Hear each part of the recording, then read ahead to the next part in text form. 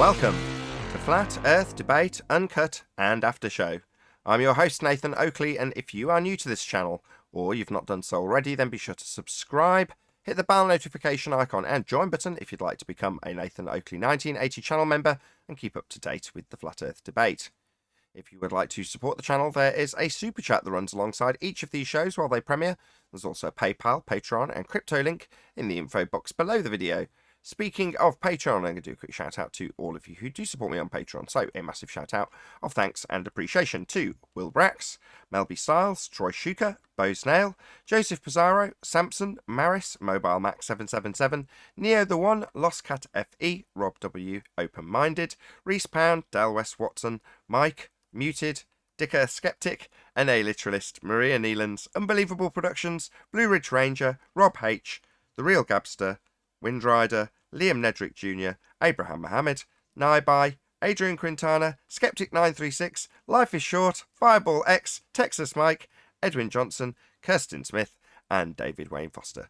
So another massive thank you to all of you for supporting me on Patreon. Now I'm going to hand over to whoever is in Google and Discord so you can enjoy their conversation while I set up for today's live show. But before I do, there is also a link below this video to get £50 for swapping your UK electricity supplier to Octopus Energy. What's up, Flatside? Hey, Neil. Did I watch a video from you this morning? I'm sure I did, Flatside. Which one? The latest one is relative density. Maybe it was a link to someone else's video that you happened to post. Can't remember. I'm sure I had some interaction with something that you'd commented on or posted a link to or made a video about. I can't remember what now to make it make sense. Hey, father of a silent child, how you doing? John? Good, how you doing? I'm doing very well. How are you?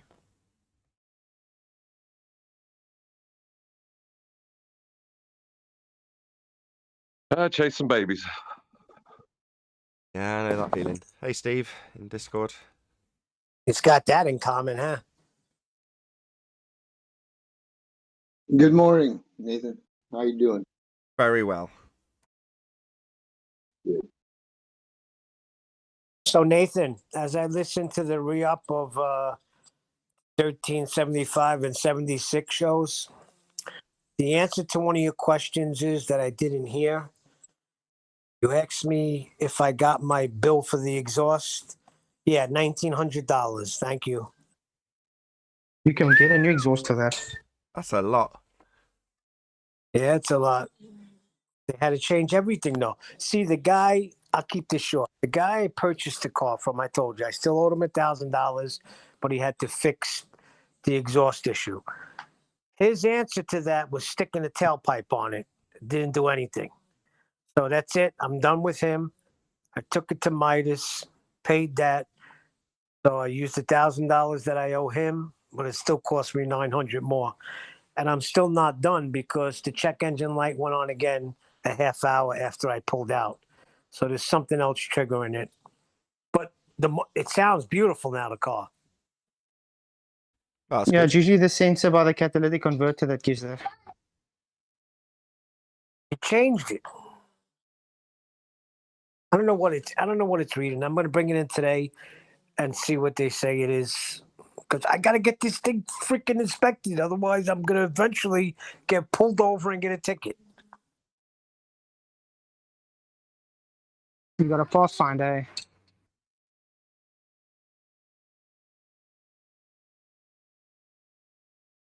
Yes, he has. He's got to listen. What was that? I was just saying yes. That's my job. Yes, Nathan. Neil's got a job? Yes, Nathan. That's my job. But I'm not speaking about that. I'm serious. I'm not saying a word. I'm not saying a name. I'm not saying a show name. I am done. I'm just crushing. I'm just crushing English versions of a downward bias. That's it. Classic. Hey, 10th. Good morning. It is. Good morning. Hey, Flatcher. Good to have you. How dare you call my teacher a ex-delivery boy?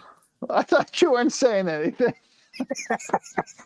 No, I said no names of shows. Okay, gotcha. All right. So those poor new people.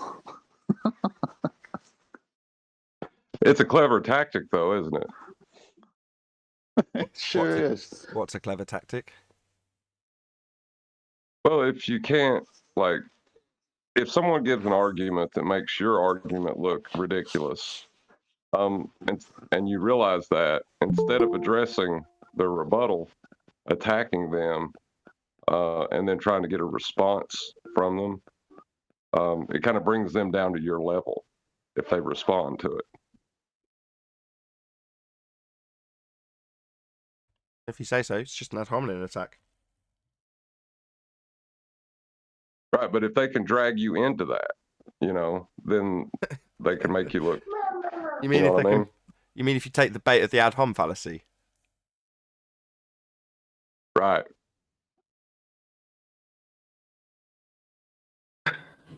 Which is why we'll just stick to crushing the argument. But Neil, gravimeter. Why would you not want to, when it's appropriate, link the argument to the person making the argument? To your point. Well, I mean in a way that, I've been carrying on at least. I'm not going to do that anymore. I can't speak for anybody else. I'm not doing that no more. Oh, what was? I didn't hear what you said, Pence. I'm sorry. That was classic, Neil. You're so honest, man. I love it. Ken said, what's wrong with linking the argument to the man?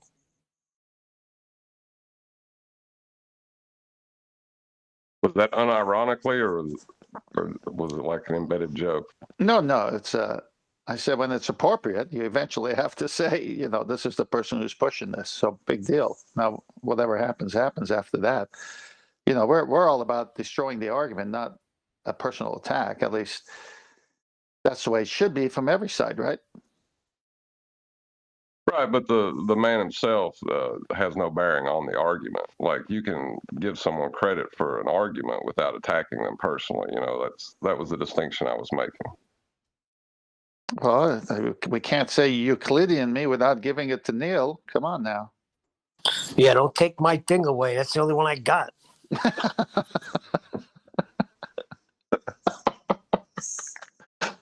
Yeah, I mean, let's just be honest, people. This guy said this. We approached him, and we said why, and he couldn't answer it. So, boom, done. Then now it's here because can't either prove it or won't admit to it. Who cares? Wah, wah, I'm going to unsubscribe from you. Wah, because I can't get my own way. Wah. What a morning! I love it.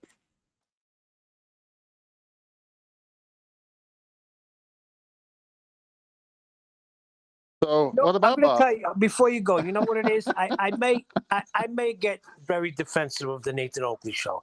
I'm sorry. That's just me. When I discovered the show, shout out to David Weiss, DITRH, outstanding, my man. I found like I was getting really educated here. I was learning arguments, learning how to cut through the nonsense, and there's a what do you call it? There's a show about it too. There's what's the word I'm looking for? There's entertainment value to it, but not in the wrong way. It was entertainment. I was enjoying myself, and I was getting educated on certain things, on everything actually. And I couldn't wait to get to the show. I had a time, 9:00, boom, Nathan Oakley show. Then when the pandemic started, I was able to go on Discord. So I'm going to be very defensive of this show, okay? Because it's my show. I like it. Well, I ain't gonna lie. I just got a first come over from the Black Swan, the biggest appeal to this show for me was, have you ever seen the Avengers when the Hulk grabs Loki and smashes him around? Yeah, And everybody's like, well, that's kind of how I started seeing Nathan with Ballers, you know. no doubt. Like, so there was an element of like Coliseum kind of thing to it. Yes, that's the point. That's the word I was looking for. That Coliseum effect, that gladiator type destruction of anyone that came in with a nonsense claim.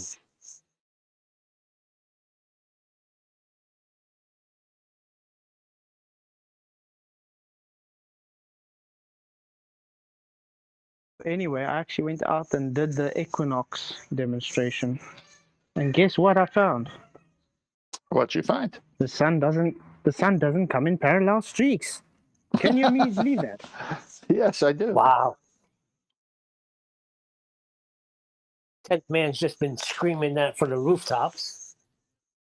Not only me, just about anybody who's done a little bit of it has said it too. I mean, we all see it. Not to mention, the sun didn't come up at where they said it's supposed to and didn't set where they said it's supposed to. So the whole equinox is just BS. Well, it's the vernal equinox, and it's supposed to be March 20th. Then when I looked into it, sometimes it's March 21st, sometimes March 22nd, according to people, but who knows what they're using to get to that. But nonetheless, it's supposed to be crossing their globe equator at that time, coming from the south, going to the north. So, you know, they've used the sun's movements on a yearly basis to justify their two hemispheres. That's all. But it's over a plane. We know that much because of the Black Swan. And the sun destroys the very thing they want to use, destroys their globe model, because you can't have any angles without parallel rays. And the only way you can get an angle on a sphere is at the center from the radius, not at any point ever on the surface of any sphere or round object can you get an angle. So when is the sailor got that big elevator that takes him to the center, and how's he see through the earth to make his angle, and then he goes back on the surface and sails again? Are you kidding me? All measurements are done from the surface. The sextant works because you're on a plane, because that's the only place it can work, not on an arc or a curve. End of story. Thank you, sun. You're the sextant.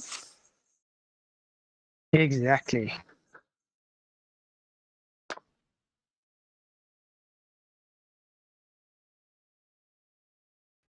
Well, tenth man, are you of the I've heard this a lot from Bev, right? Straight lines aren't curved.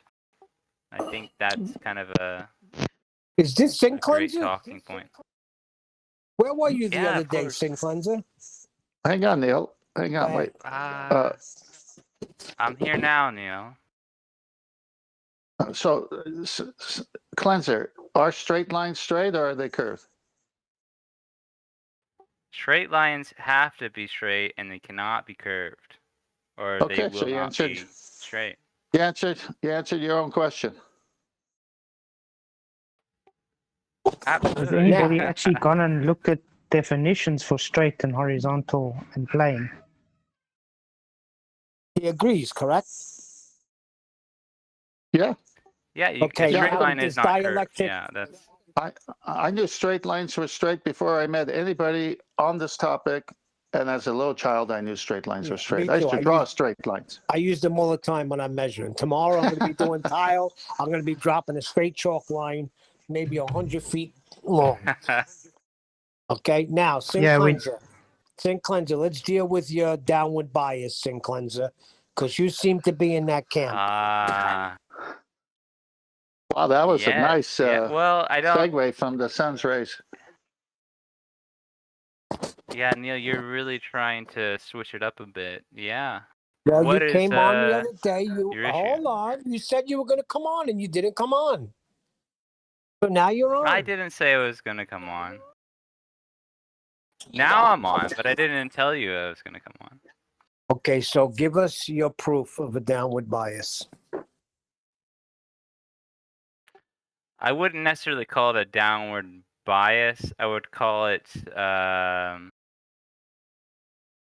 would just really maybe here's my point. I don't think relative density does enough for flat Earth. I think it covers a couple of bases, but it doesn't do enough for us to just leave it at that. You know, if you want to go into what is an atom, is it a neutron, is it an electron? You're talking about electricity through and through, and that's just light as far as I'm concerned. That's energy. That's the first force. So can I ask St. Cleanser a few questions, maybe? If he doesn't Go mind. ahead. Go ahead. St. Cleanser, are you on the same story that a gravimeter is supposed to prove this incoherent dielectric acceleration? I will not lie to you when I say I don't even know what a gravimeter is. I have no clue what that is. Okay, no, then it's not going to help.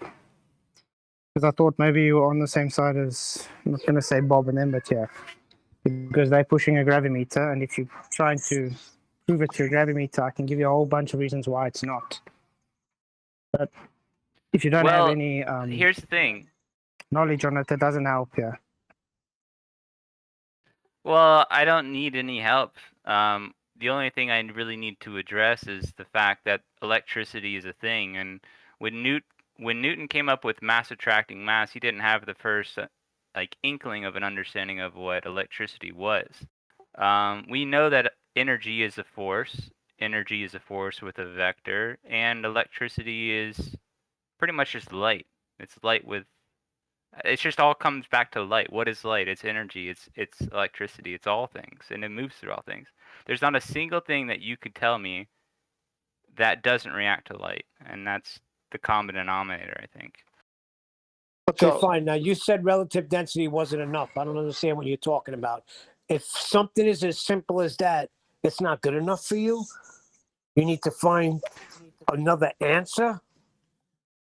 What do you think the Well, relative it's not that density- I'm looking for more answers. It's that Well, I'm just one accepting what's second. already there. Just a quick question. What do you think relative density's trying to actually explain? Do you think the purpose of demonstration, for example, Anthony Riley's egg, what's the purpose of doing that?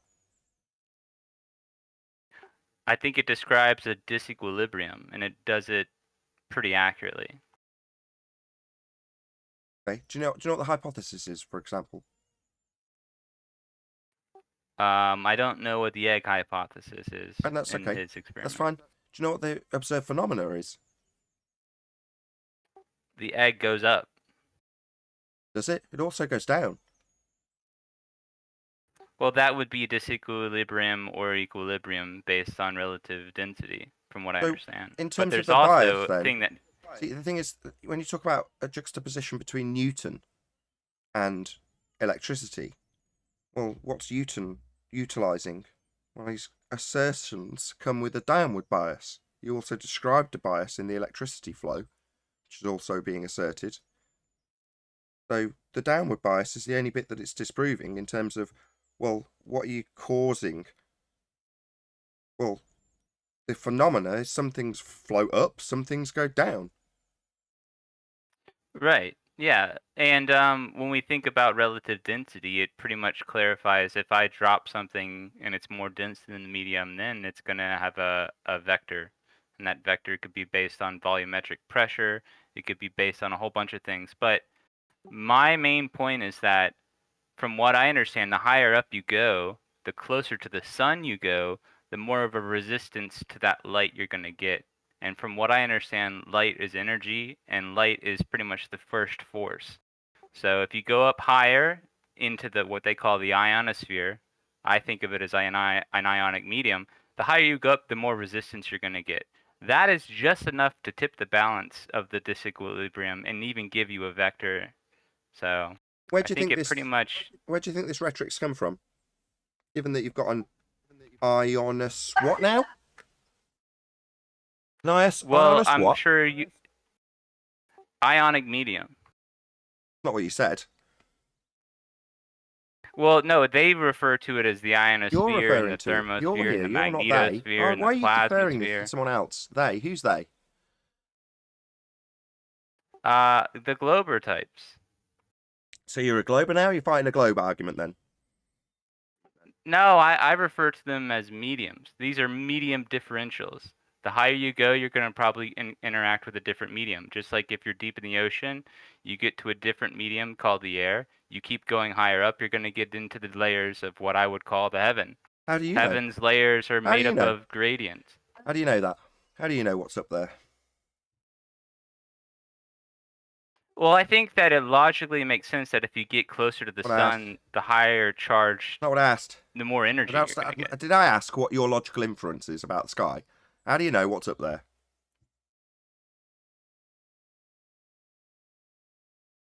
I think if you get closer to the sun, you're going to I get... don't want to know your logical inference a second time. I heard it. I've heard what you said happens. I listened.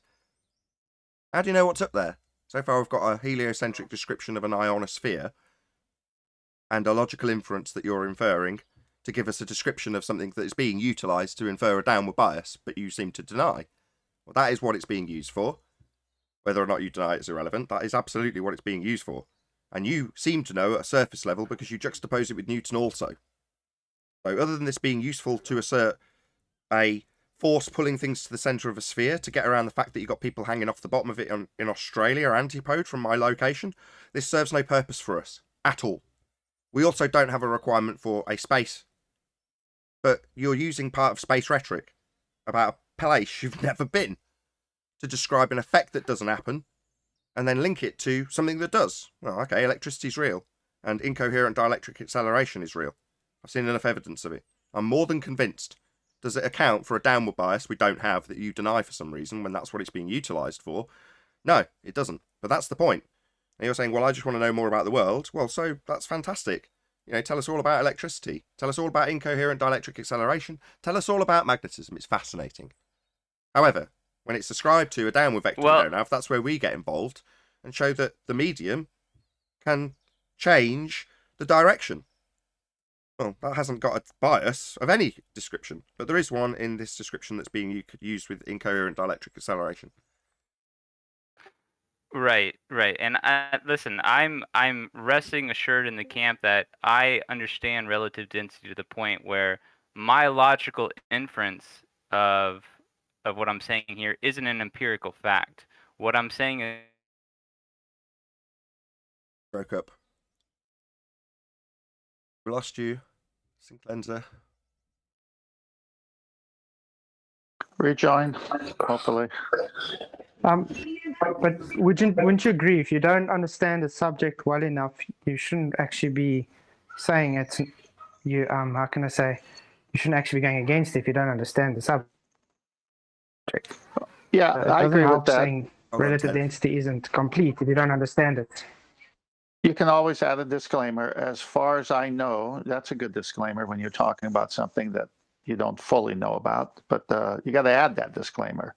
Plus, we know that have air, and we know how it works with air. So why do you need to add something else more than the air? As I don't understand. I mean, I know there's static electricity, I know there's magnetism, and I know there's air. So why those three things I know? Yeah, what I don't know. Go on. Sorry, but even those variables are secondary to the medium. All they're going to do is change the densities. They're not going to actually affect it in any other way than actually just help it.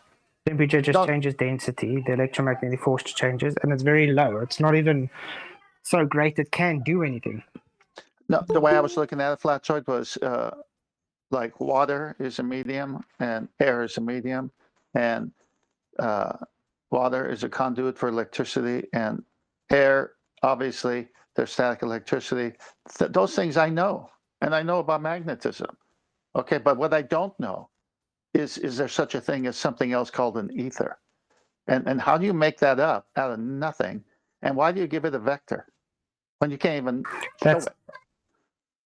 Yeah, see, that's the point why they're pushing this. They want to prove their belief in this ether, and that's the whole reason why they need this incoherent dielectric acceleration. If they don't have this, they can't push the ether. Yeah, but they can't push the incoherent dielectric acceleration with the tea kettle, an egg, and a balloon. Yeah, why try to push anything? All a belief. Well, yeah, the whole point was Nathan was getting to cleanser was what do we observe? There's no phenomena.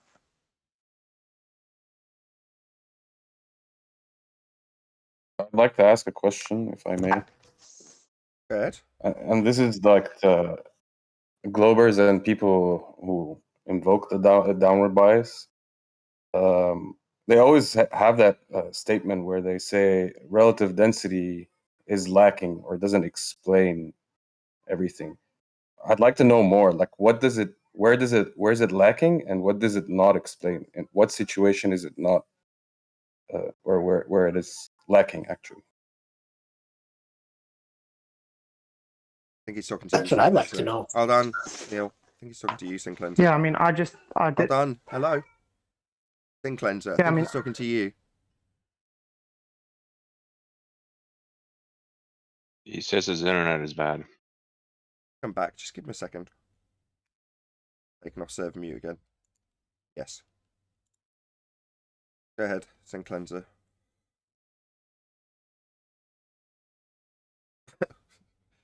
Give us a second, guys. Give it one more attempt when he comes back in.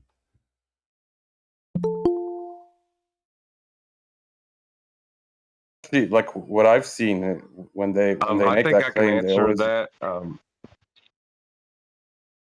See if Sin Cleanser's back with us. Can you try your mic again, Sin Cleanser? Clearly not. Hello. Go ahead. Who was it that was first? I think it was 10th man. Hello, can you hear me? Yes, No, we I can, think Alvin. John. Yes. John piped up and. Go ahead, John. Okay, well, what I was going to say is, I heard it when Sin Cleanser said a barometric pressure.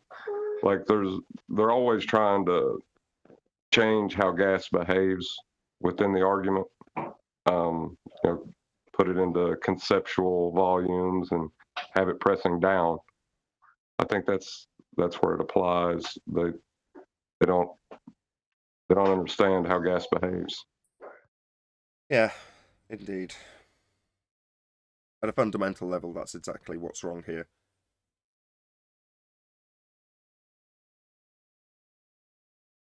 I actually made You have some two gifts. slides. Go on, Neil. 3 slides. I actually made some gifts that actually explain it, I think, to even children can understand what relative density is and how it operates. Okay, I've got your first slide up. Talk us through it, Flatsoid. How relative density works. How does Sorry, I'm relative trying. Is this density my- work?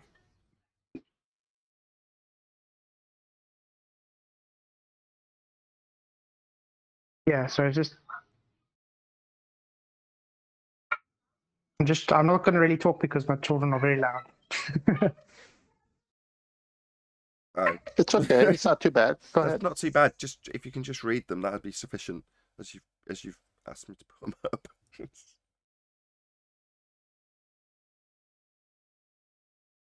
Maybe he's moving to another room now.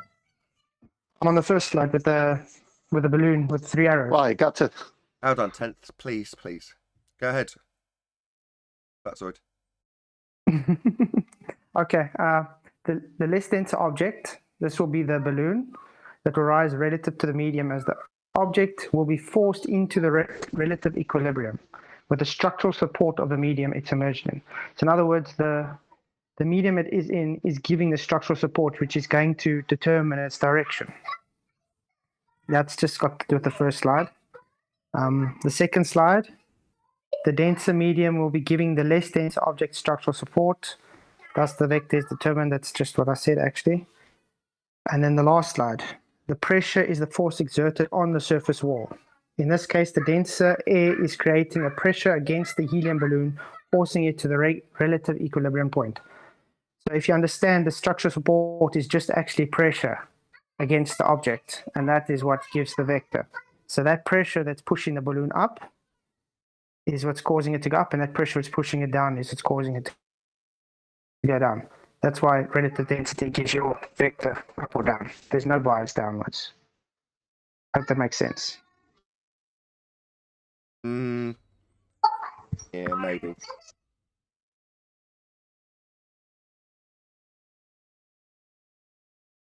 There's that structural support again that Yeah, Brian's always that's- talking about.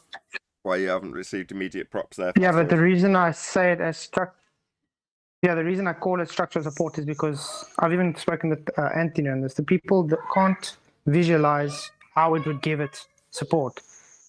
That structural support is actually just the pressure. But I first say it's as structural support so that people can visualize it first, and then you say it, okay, it is just the pressure. So you're just using it as descriptive language. Exactly. That's fair enough.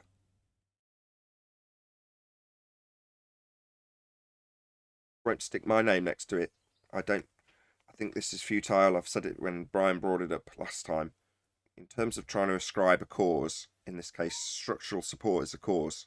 The structure of it is the support that it gives to force the helium balloon, which may be at a higher pressure if you filled it with a lot of helium. Yeah, still go up though, wouldn't it? So I don't know about this pressure. And when you come to giving me a structural support argument for the air molecules that are completely unbonded around the helium balloon, what are you going to describe as having structural support in that instance? Doesn't work. The reason we call it like this is that's why I was coming to the gravimeter. When you put it in a vacuum, you're taking all the structural support away. And that's why it wouldn't be able to go up. It goes down because it goes to its relative equilibrium. It doesn't happen though. Everything needs a doesn't happen. foundation to hold it Saying you up. take- yeah, you're saying everything you needs take a away the foundation to structural hold it support up. in the If you don't have a gravimeter. foundation, Yeah, that doesn't happen. Saying the structural support in a gravimeter is removed by having it drop something that's solid in a vacuum. Okay, measuring the rate of something that drops through a vacuum. Well, other than the fact that when you're dropping something through a vacuum, sorry, are you off? Is it Neil that's causing that racket? What's going on in G+? No, I was just going to tell him to go on mute. I didn't hear a word you said, Nathan. You're describing structural support with something that's got nothing but gaps between it and it's completely unbonded. You're not going to be able to describe it in that manner when it comes to the gases.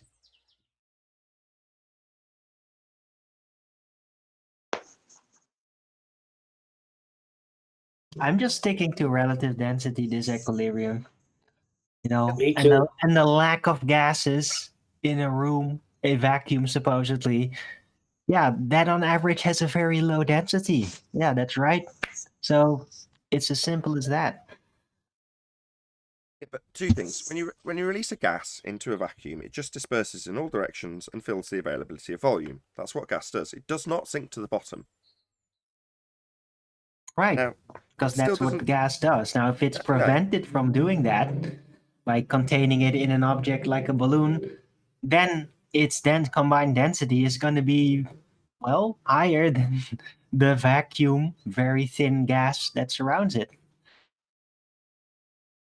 Yeah, when you're talking about a balloon or a solid object in a vacuum, that's not the same as gas. But I'm talking about when you've got two different gases and you've got something displacing the other.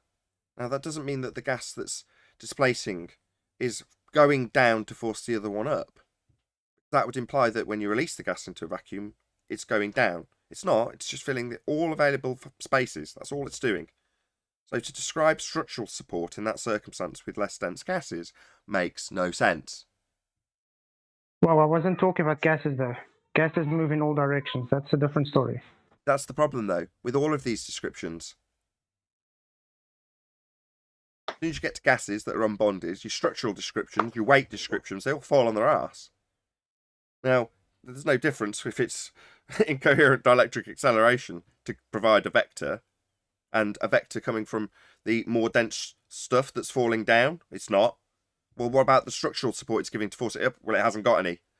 So it's like, to me, you can describe it all day, and Arwin does it with about 5 words, really eloquently. But that's just a description of what's happening. It's not an explanation for why. As soon as you start attributing things like the vector, the incoherent dielectric acceleration, the gravity, what are you actually ascribing to what? Well, you're describing a phenomenon that doesn't occur. It's defied by gas behaviour. So as soon as you introduce gas behaviour, you feel like, well, it works for everything but gas. It's like, well, then it's not universal. It's not a bias anymore. So it's nonsense then. It doesn't actually happen. So you don't need to come up with an explanation for it anymore. And explaining incoherent dielectric acceleration is lovely, but it doesn't explain a downward vector we don't have, and it's not required to.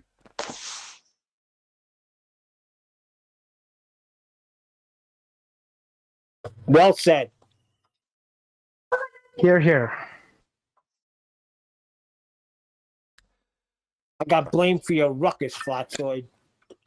Look, if the supposed gravity was some kind of an electrical thing that caused that, any form, I don't care whether it's magnetic, electrostatic, or whatever, ethereal, right? It's supposed to be electrically fed, right? Well, it's very simple. If it were, then you could very manipulate it, then it would be measurable and potentially detractable, isolatable, because that is what we can do with all forms of electricity. We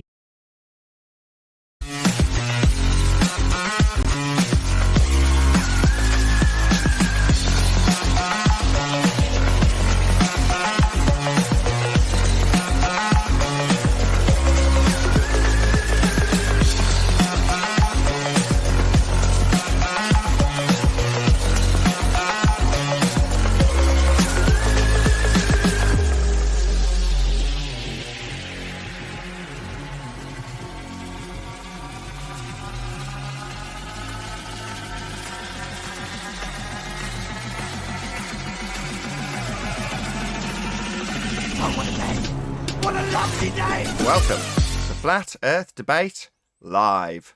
I'm your host, Nathan Oakley, and if you are new to this channel, or you've not done so already, then be sure to subscribe, hit the bell notification icon and join button if you'd like to become a Nathan Oakley 1980 channel member and keep up to date with the Flat Earth Debate. If you would like to support the channel, there is a super chat that runs alongside each of these shows while they are live. There's also a PayPal, Patreon and crypto link in the info box below the video. Also below this video there is a link to get £50 for swapping your UK electricity supplier to Octopus Energy. Most importantly, if you'd like to join the discussion, simply mute the page you are currently watching, then click the link in the info box below this video to join the panel and express your views on the nature of Earth. If you do join, please don't swear. If you do, you'll be ejected, and if you are, please don't try to rejoin the stream using sock accounts. You'll be warmly welcome back on the next stream. Please also share the show on social media. Sharing the show obviously increases the live audience, but this in turn increases the chances of a more diverse panel, so please share the show on Facebook and Twitter. One last time, if you're new to the channel or you've not done so already, then be sure to subscribe, hit the bell notification icon and join button to keep up to date with the Flat Earth Debate. Now we are joined by Arwin, Neil, 10th Man, Elijah, Flatzoid, Sleeping Warrior, and a whole bunch of people in Discord, so welcome one and all. hello, good afternoon. Hey, good morning. Owen, that was great. You got to repeat that, Owen. Uh, I got the first half. I got the first half, so you'll have to check out the pre-show when it comes out on the following day on my second channel. So subscribe today to Nathan Oakley. I did get 90% of your ramble and went 2 minutes late to get it, Arwin. But yes, I did have to cut you off eventually to start the live show. Quick shout out though. Shout out to James Richard, who says, if the sun is an apparent position and cannot be physically located, how does one acquire its distance? You don't. Any evidence of the distance to the sun? Thank you for the super chat, James Richard. I don't know where it apparently is at this point. It's What warm is the in my sun you are area. speaking of? Say again, Neil? I said it's right above me, warming my area where I live, upstate New York. Beautiful sunny day. What is that thing? I have no idea. Where is it? I don't know how far away it is. Godzilla from the super chat Well, says, it says, remember when we all thought we were on a spinning wet ball rocket? Question mark. How stupid were we? Question mark. How stupid is Rumpus still? Question mark. Thank you very much for the super chat. Really appreciate it. Yeah, I can remember that. Getting further and further into my distant memory. I've got to be honest about you guys. You all remember being on a spinning ball flying through a sky vacuum? Oh, yeah. Well, I remember that when I still believed it, I didn't really agree with it. I always considered like this is a work in progress, and for some, I don't know, virtue signaling reason, they let in these really stupid ideas so that the lesser smart people can also feel smart about it. That was how I interpreted it as a baller back then. Yeah, but Arwen, I knew it couldn't be real. Like, how could this be happening? So I attributed it to the power of God. And I preached it too, how amazing Well- God is. Okay. Well, I've never looked back once since, so it doesn't bother me at all. Well, I thought it was possible because, dude, Star Trek predicted it. And that's so real, it had to be real. It's just that the way it was getting executed at the moment didn't seem very logical. So it just seemed like, oh, it's a work in progress. They're just kind of fooling around right now. I don't know exactly why, but I hope it's going to improve someday. Can't improve. It's been debunked. I mean, any evidence of a physical geometric spheroid horizon, formerly known as Earth curve, that would be the thing that they used to claim blocked boats and buildings with its physical nature, formerly known as the horizon, formerly known as Earth curve. We've debunked that. But any evidence that's come to improve upon things? Now, you can't get high up enough to see the curve. What curve? I We've already, knew debunked that, it. I already knew that 20 years ago. Can't get high enough to see the curve? You mean you can't get high enough to see the horizon claimed to be physical bending? Yeah. No, what Arwen is saying is that you can't get to 1 feet. Hold on.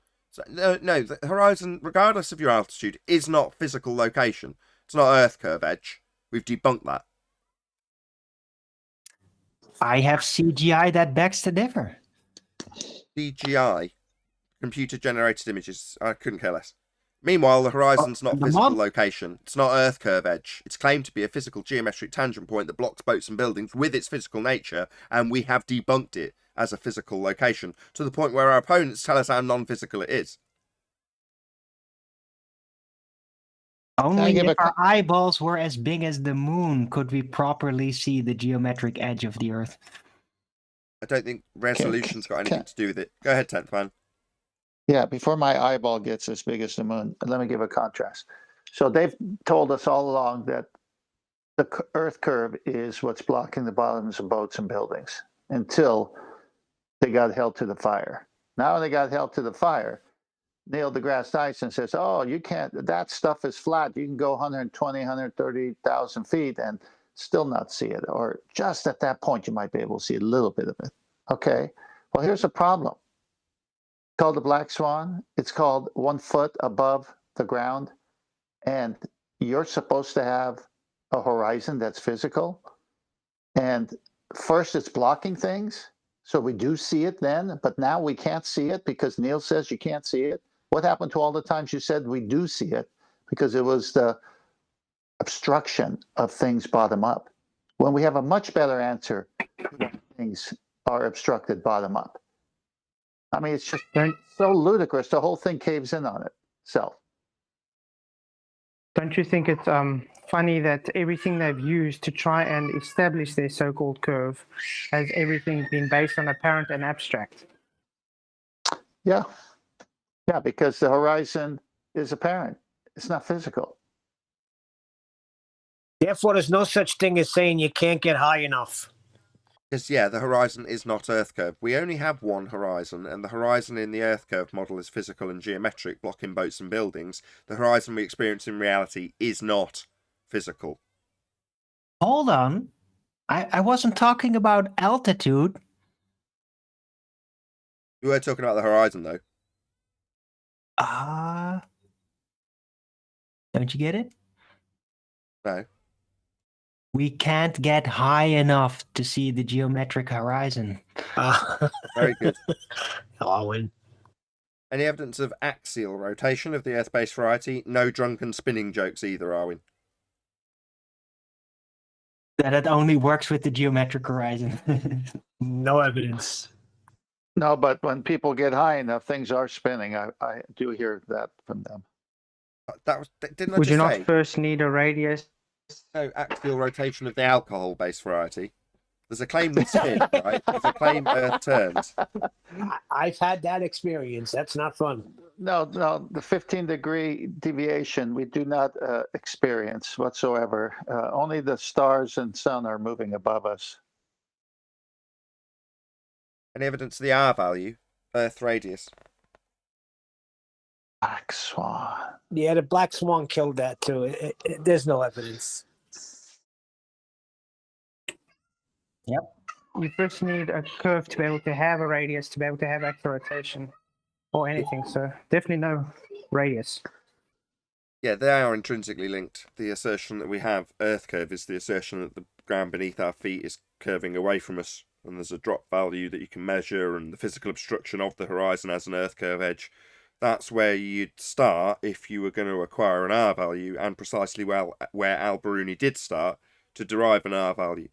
Again, it's been debunked by the Black Swan, so you're right, the two are intrinsically linked. Well, they don't ever expect to see it.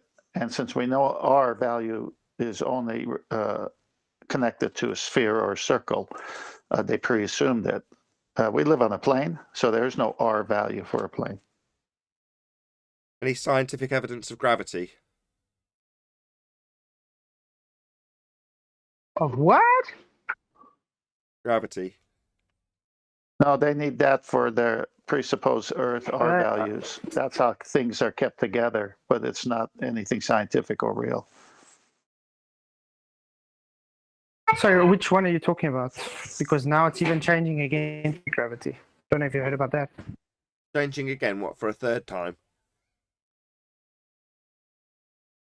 Yep, they're moving towards entropic gravity now. Okay. Moving away from the Einsteinian. I mean, they've already got it in the fourth dimension anyway, so it's not something that takes place in the real world, regardless. So, not a massive concern. It's an explanation for a phenomena that we would only experience or need to experience if we were on a spinning sphere with people hanging off the bottom of it antipode from my location. Well, that requires them to have a force that's holding the people to the ball, called gravity. Regardless of how it's described through geodesics and space-time or mass attracting mass, it's overcoming a problem with a model that we don't stand upon.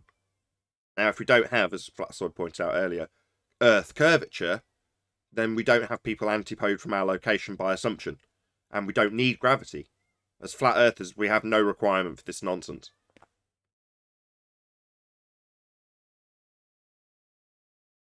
Any evidence you can have gas pressure without the necessary antecedent of a container to press upon? No, it's necessary. It's funny. It's funny to me that people don't. It's funny to me that people don't understand what the word pressure means. In this context, it's the force exerted on the walls You of a can't container. state you have.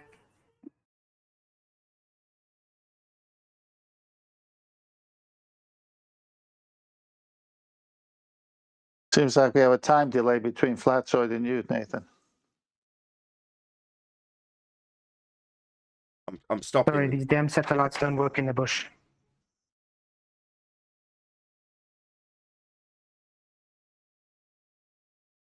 So the force exerted on the walls of its container when in context with gas, Flatsoid.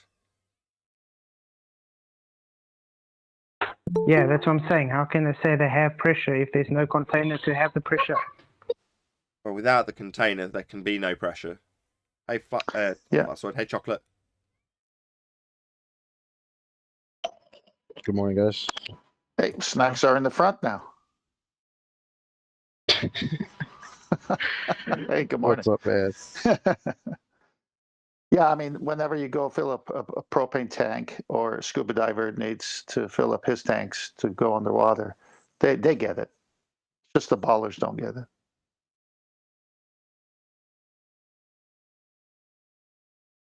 Any single viable hypothesis from any of the fields of astronomy, cosmology, or astrophysics?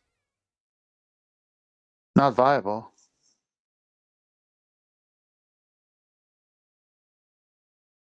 Emails count. It's been a while since a Becky reference, eh? Did we do the iron core yet? Not yet. Well, you could email a viable hypothesis. The means of communication isn't what I'm requiring, though, Arwin. I don't care where it's published or how it's communicated. Right.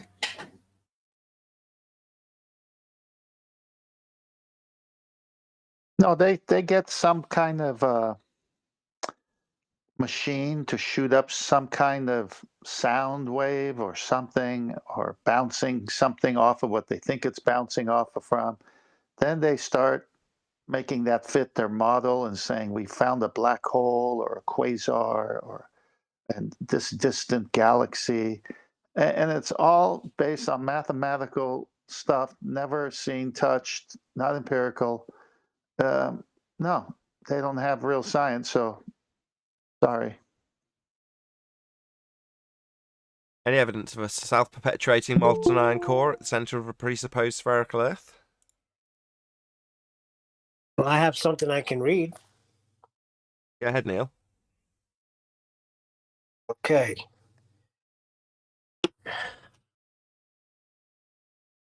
All right. It's thought the main evidence for this is the huge amount of iron in the universe around us. It is one of the 10 most common elements in our galaxy and is frequently found in meteorites. Given how much there is of it, iron is much less common at the surface of the Earth than we might expect. So the theory is that when Earth formed 4.5 billion years ago, a lot of iron worked its way down to the core. There you go. The Mystic Meg theory. So when that word theory is being used, it's being used to conjure the image of science. Theory in that context is a just so story they've made up about a long time ago in a galaxy far, far away. That's what they've actually done. It's not a theory. A scientific theory would be based on validated experiments. But aren't they saying it's solid now and spinning the opposite direction as well? Oh, don't get me started on the nonsense of Wait the a second, directions. it gets better. Hold on, I just found something even better. It says the iron must have somehow gravitated literally towards the center of the Earth, but it's not immediately obvious how. Wow. So the problem with all that stuff is that they can't even show a geometric horizon to give us the first inclination that we live on a sphere. Yeah, black So kills everything. no, it's over. That was the last housekeeping question. Yeah, good. Still unanswered by the ballers. Where are they? They still can't answer them. You know, in chat during the re-up of the shows Saturday and Sunday in chat, there's a lot of gangsters behind that keyboard talking trash. And I'm like, just come on the show. Some guy said, I can't come on the show. It's recorded. I said, yes, Monday to Friday, you can go on the show. You know what you get? I have work, not like you flatheads that sit home and collect unemployment. This is what you get. Oh, so what I do isn't work. Okay. I thought of you immediately, Flatzoid. So I gave them 5 steps on how to join the show and work at the same time. Well, multitasking by Neil. That was the first one. Summer, I get it right to be on the show and work and do demonstrations to debunk them at the same time. Weird. No, and the thing is, they wouldn't even answer a housekeeping question in chat. That's what I go to. Can you answer one housekeeping question, please? Never an answer. One of their things they always do is say, show us a map of the flat Earth. And then they copy paste some big long citation or something. And they claim we have no proof. Yeah, they want us to show a model, but they can't even produce their own model. Well, and the model that they are hanging to doesn't vet out with the housekeeping questions. So no matter if they bring the model they want to produce, the housekeeping questions kill them. So they can't produce that. So then they say, where's your model? They say, we don't have a model. It's a reification. Hey, everybody. Happy Monday. What's up, Brian? Hey, Brian. Well done on Brandon's the other night, though. I got to say, you held your own, buddy.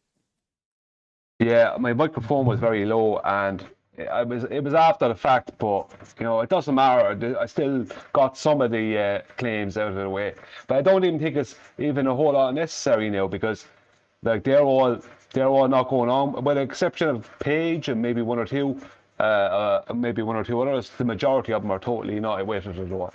They're going against it anyway. Page's problem is she's trying to develop a model. Why? Yeah. Yeah, She wants I'm to see the bigger surprised. picture. She wants to see the bigger picture, and she believes Bob when he says the gravimeters prove something. And we've always said, well, what are they proving? There's no manipulated independent variable, and there's no naturally occurring phenomena. So whatever's going on inside the gravimeter, okay, lovely, something's happening. So what's it actually proving? And Yeah, but the gravimeters is just a demonstration of relative density. That's all it is. Bob can't see that, can he? I'm shocked that he thinks that they absolutely prove relative density arguments bunk. It's like, come on, Bob, look at what's going on. You've got zero medium. What do you think is going to happen if you put mass in it? It's going to displace.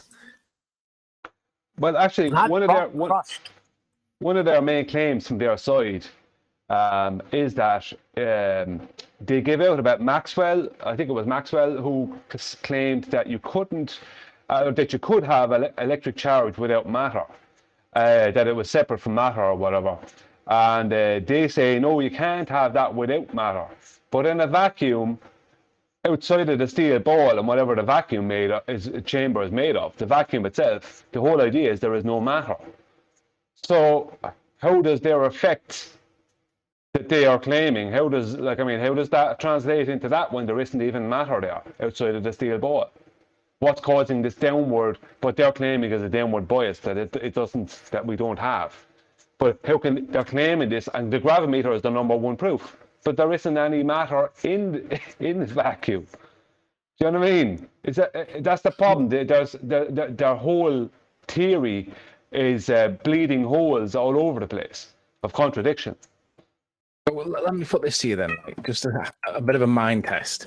The densest known fluid that we've got is mercury. It is the most dense fluid we've got. If we breathed mercury and that was the medium that we were in, all matter would rise to the top of it unless it's more dense than the medium. But most objects would rise in mercury. You've seen it with the iron anvil, right? Most objects would float, would rise. Would Bob's perception of a downward bias then become an upward perception of an upward bias, because the vast majority of things would then go up relative to the medium that he's in? And obviously the answer would have to be yes, because that would be what he perceives. But I wonder, would he actually argue that if our medium was mercury, guys? What do you guys think? Yeah, but you see, I think this is when he brings up the vomit comet and that density tower. He ignores the centrifugal forces and says, look, it's not relative density.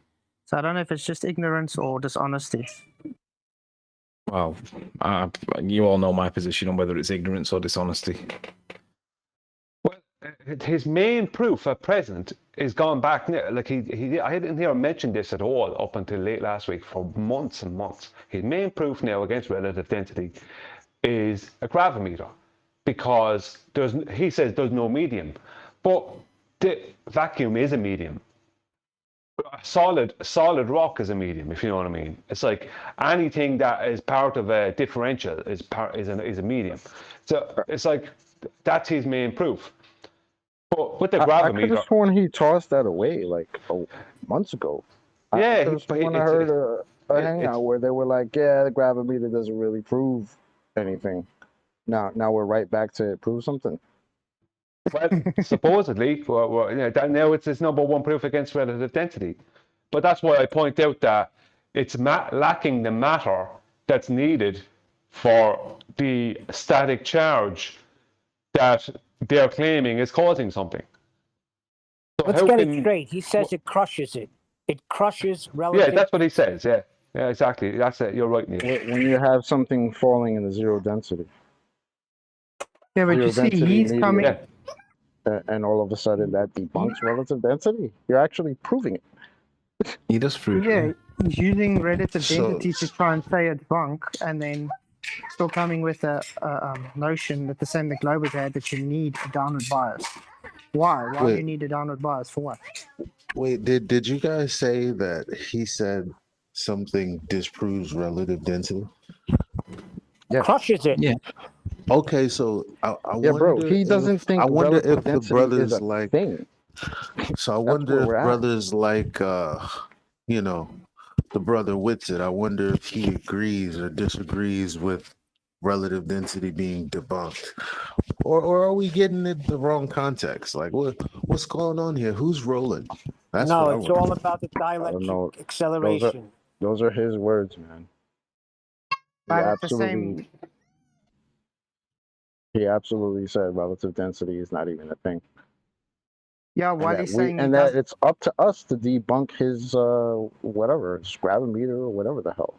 And I was like, wait a yeah, minute. but We're playing this game now. You making a claim and we have to Yeah, prove it. burden of What? proof reversal time. yeah, How does that This tells work you they're out? acting like ballers. Anyway, yeah, but in the I don't want same to get Well, into it. hold on. sense, I think that's a little bit unfair. but That's a little unfair.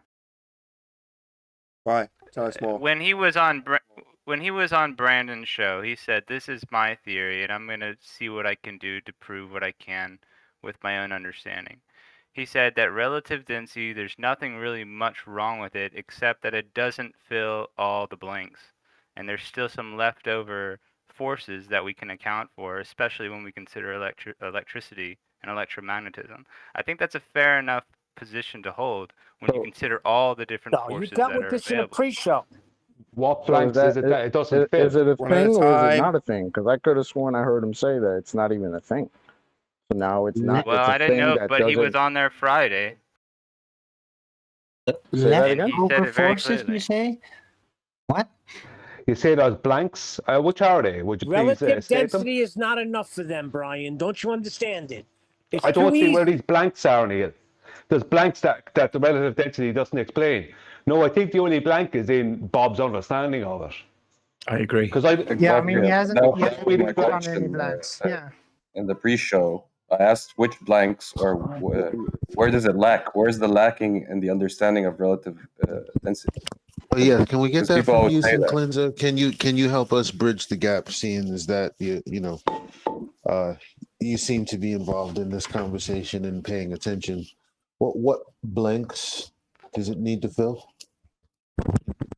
Right. So if we have relative density, we're describing an equilibrium.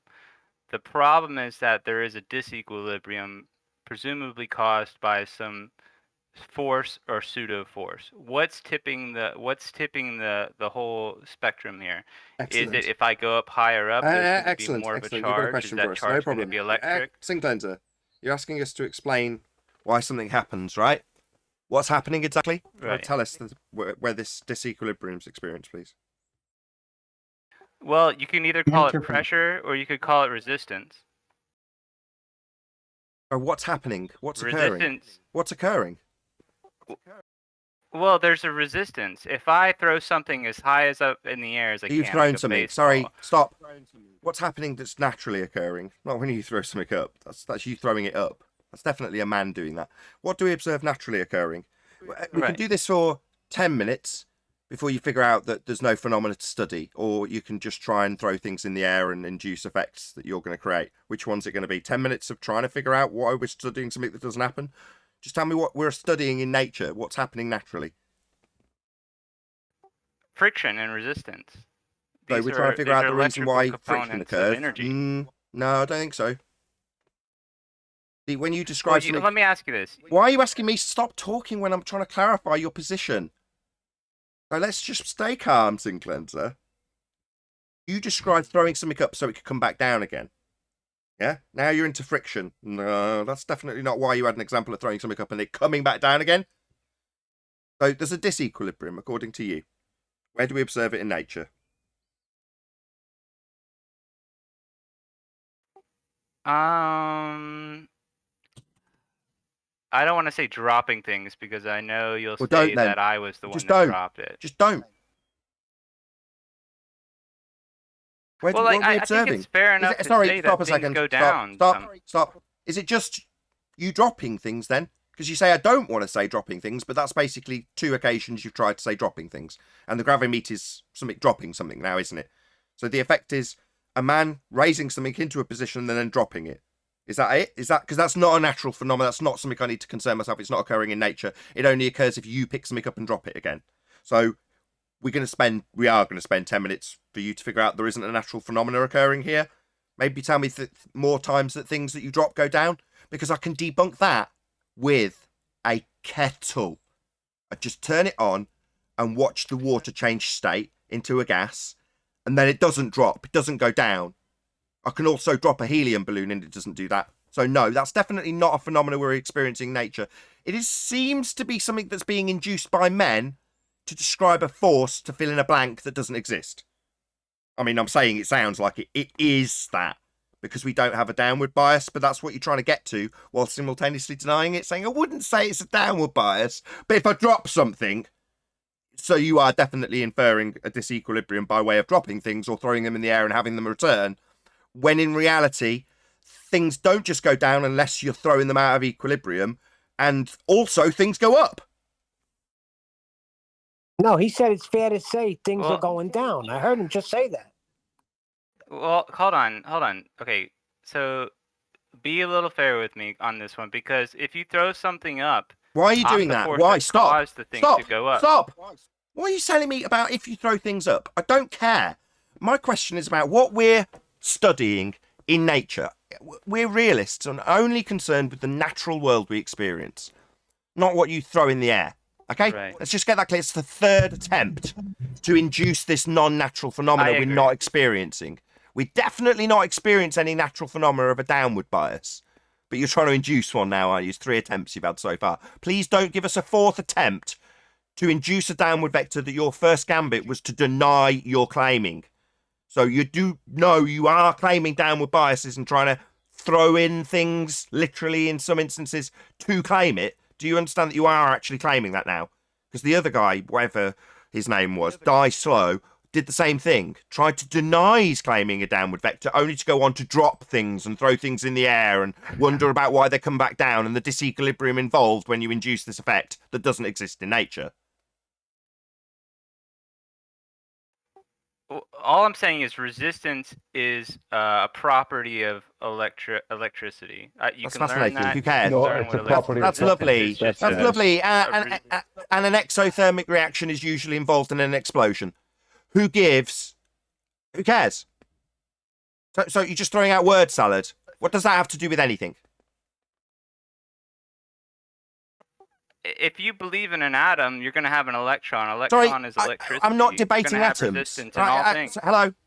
We've gone from you trying to drop balls to you now going off into word salad segues that are meaningless. It's not about friction. It's about stuff claiming to fall down, go boom boom. Why are you denying this? That's what's being claimed. The problem with that claim, and it's undoubtedly why your cognitive dissonance is leading you into denying it while simultaneously claiming it, is because that road leads you to literally have to assert that gas go down, go boom boom. Like Bob Nodella's done. He has said that if you release helium into a vacuum, it'll go down after a period of time. That's what it'll lead you to do, because that's what you're claiming. Now, number one, I don't know why you're denying that's what you're claiming. That's what holding this belief is. So, yeah, let's just get that squared away.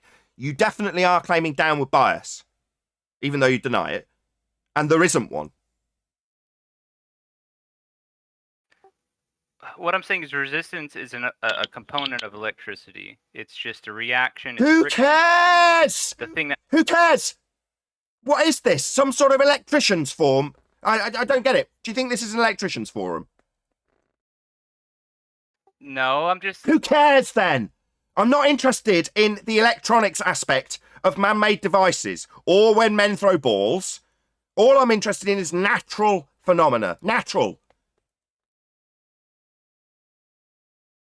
I think electricity is natural. I don't get this. Synchronizer. Do things also go up?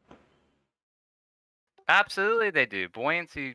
So then why do you guys keep saying there's a bias downwards if things also go up? Because if things are going up, then there's no downward bias.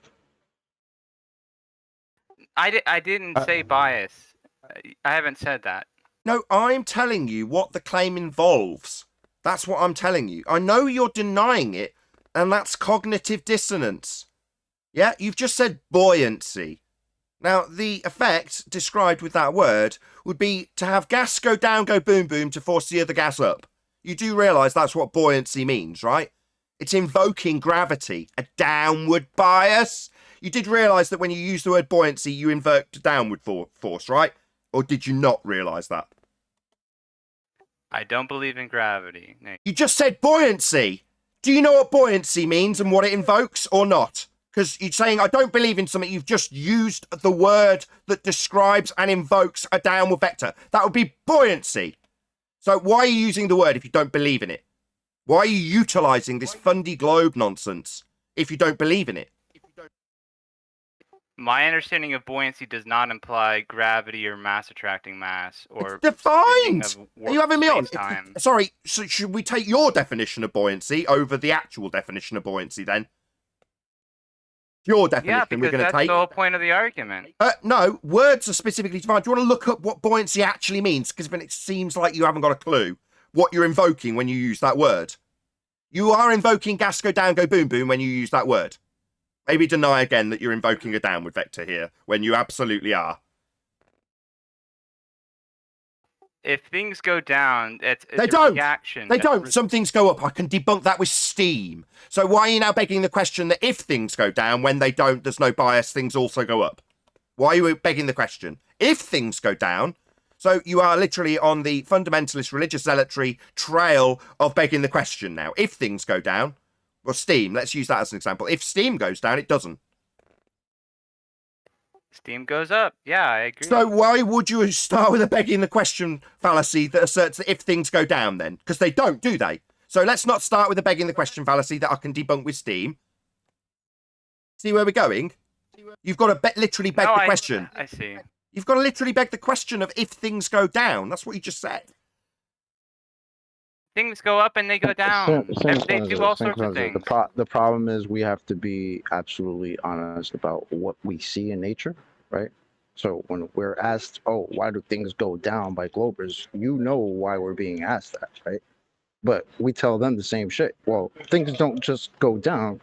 Things go up, things go down, things float, depending on where the thing is and how dense it is and how dense what the medium it's in is, right? You can understand that, right? I'm sure you can. So this is the problem we're having, is that this downward bias, you're asserting gravity. It's as simple as that.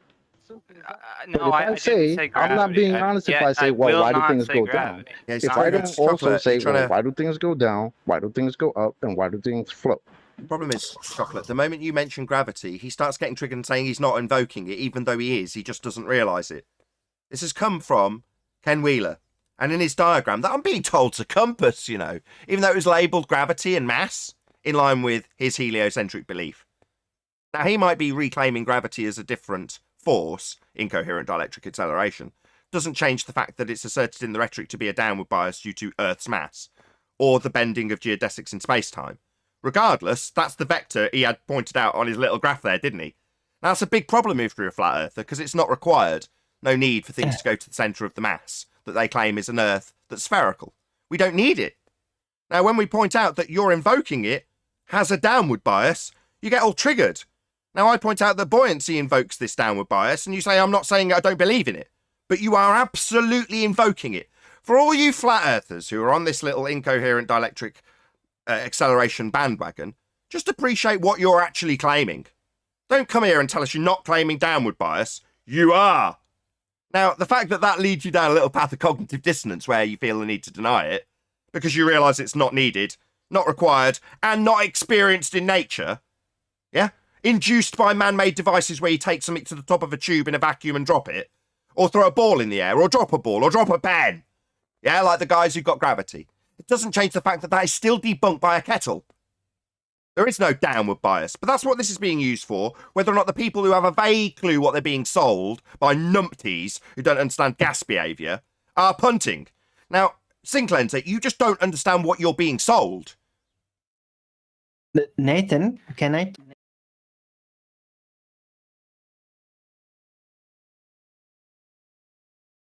Well, I mean, I'm not being so. I don't like the term gravity, and whenever people say downward bias, I have the same reaction I think you guys do, and I don't want to hear it. I know what that implies: mass attract mass, bendy warpy. No, I don't. That's not what I'm. That's why I don't want to. I don't want to be a flat earther and have to answer for those things.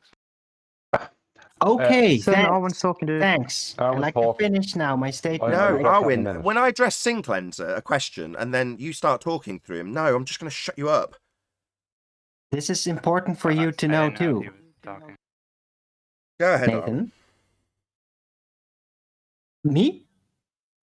All right. So, yeah, I got a communication from some other flat earthers, I'll not name them, that, yeah, I looked at the diagram from Ken Wheeler, and that thing is from 2014. From what I've heard, he's kind of moved on. So it's like an old, outdated diagram that he doesn't really agree with anymore. Because from what I heard, he is actually fully onto relative density, and he does not claim the dielectric stuff. Not as the cause of the gravity. But hey, I might be wrong. I got this communication from people that told me that about Ken Wheeler, that he doesn't actually stand behind it. Ken Wheeler He thinks still he's on a pushes ball. magnetic gravitation. Though. Ken Wheeler thinks he's on a ball, doesn't he? There's a very simple way out of this. Right. People. So it's required. Sorry, Nathan. I'm just saying, Ken Wheeler thinks he's on a ball. This downward bias with the people antipode to his location is required for him to believe he's on a ball. So telling me, well, he doesn't believe it. Well, he better if he thinks he's on a ball, or welcome to Flat Earth Ken Wheeler. Exactly. Well, that's right. exactly Well, there might be some exactly people where I'm that are going. waiting for that to happen. Hold on. Brian wants to agree with me, so I'm going to let him talk. Go ahead, Brian. Thank you. You know, I actually have something to say that will be pertinent rather than just throwing in any other comment. What the people who are on the incoherent dielectric acceleration train don't realize, and this is for you too, Sin Cleanser, is that is a replacement for gravity. But if gravity is not real, then incoherent dielectric acceleration is not real, because the whole point of it was a replacement for gravity. No. But if you believe incoherent dielectric acceleration... No, think... God, I hope QE's going to hear That's what Ken Wheeler was talking I think what about. you've just done is a denying the antecedent fallacy. So, no, Brian. No, simply saying because the two aren't connected makes the other one not real. That's not true. No, there is such a thing as incoherent dielectric acceleration. It's fascinating. I couldn't give a shit about discussing it on this show because we haven't got an interest in explosive forces for the sake of reactions. Exothermic reactions, we don't care. Unless they've got something to do with the nature of the world we're living in, who cares? But denying the antecedent, I'll check it and write it down. But I think what you've just said is a denying the antecedent fallacy. Well, the point I'm making is that the whole point of what Ken Wheeler was doing, he is a baller, is to give an electric or a static electric explanation for gravity, which takes away mass attracting mass, right? That was the whole point of it. And if people don't believe in mass attracting mass and don't believe in the concepts of that and a downward bias caused by that, then how can they believe in what Ken Wheeler pushed in place of it? The point I'm making is, if one is not true, the other is not true. It's like, leave me make it simple. If gravity is not true, then the replacement of gravity is not true. The replacement of gravity isn't true, so the replacement of gravity isn't true. Okay. If no A then B, A therefore B. No, that's not. I'm pretty certain you are denying the antecedent. So, for the sake of argument, if I replace your incoherent dielectric acceleration with something that does exist, for example, cake baking, yeah. So gravity described as in this example bending of space time, yeah. I'm going to replace that with cake baking, just so it's descended into farce. And I say, because my replacement for the old version of gravity, which is not real, is cake baking, yeah, I'm going to say cake baking is gravity. Nathan's gravity is cake baking. It's just as valid, in fact. But by saying, well, no, because the effect described by Einsteinian gravity doesn't manifest itself in reality as a downward vector, yeah, pseudo force space doesn't give you a force. Therefore, the replacement of cake isn't real. Like, no, cake is real. So if you put that argument forward, all they have to do is prove incoherent dielectric acceleration is a thing, and that will then disprove your argument and make gravity real, i.e. a downward bias? No. So you can't deny that one of them is real simply because it's being utilized to attribute a cause to effects we don't experience. Okay, I will accept that. Sorry, 1 second, Flatside. I will accept that I made a logical fallacy. My point is that how can you replace something that isn't real to begin with? Yes, the effect. That's why I grilled Sink Cleanser, and thank you for playing along, Sink Cleanser. You can grill them all day. What do we observe happening? And immediately, gravimeter. It's not a naturally occurring phenomena. What are you talking about? And when you make that assertion, you go down the stupid road of asserting that if you release gas in the same exact circumstances, it's going to pool at the bottom. What a complete load of nonsense. But that's the kind of path you have to go down if you've got a downward bias. Tough luck. You know, we're just going to highlight that stupidity, but point out that the effect being described, the assumption of the downward bias in the first instance, is the thing that we can debunk. It's only required by a globe. We don't require it. As flat earthers, we don't have a necessity to explain why people antipode from our location aren't flying off. That's not necessary. Why are we stuck to something spinning? Well, we don't have to explain that.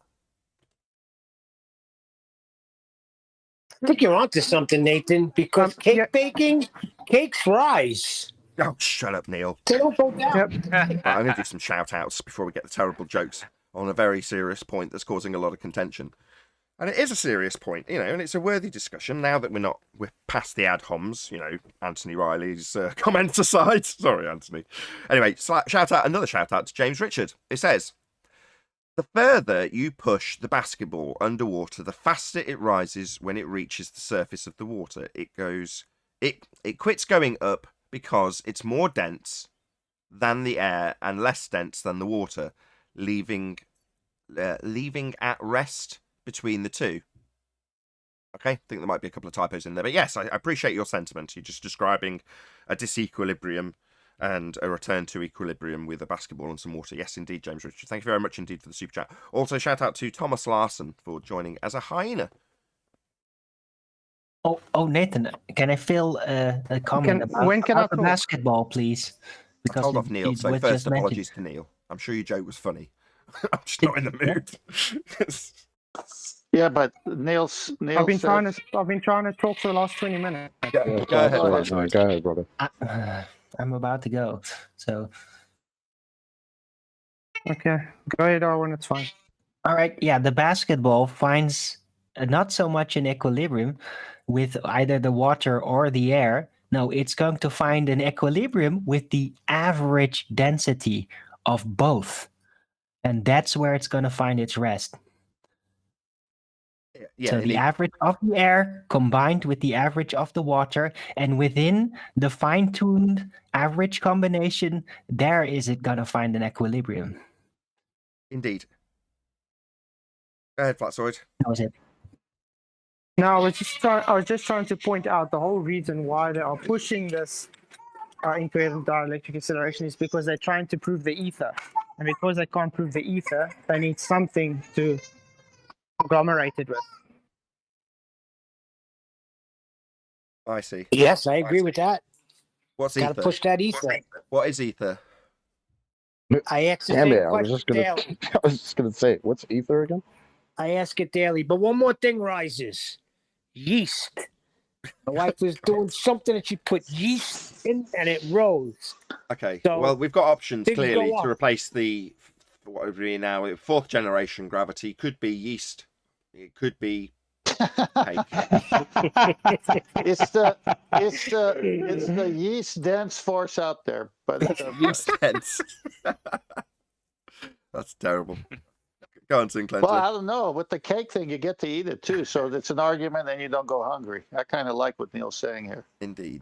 I just find it a little crazy that we're trying to hold these globers to their own pseudoscience, right? Even their own side that's giving them this gravity is telling them that gravity is not a force, but you can think of it like a force, right? Gravity is not a force.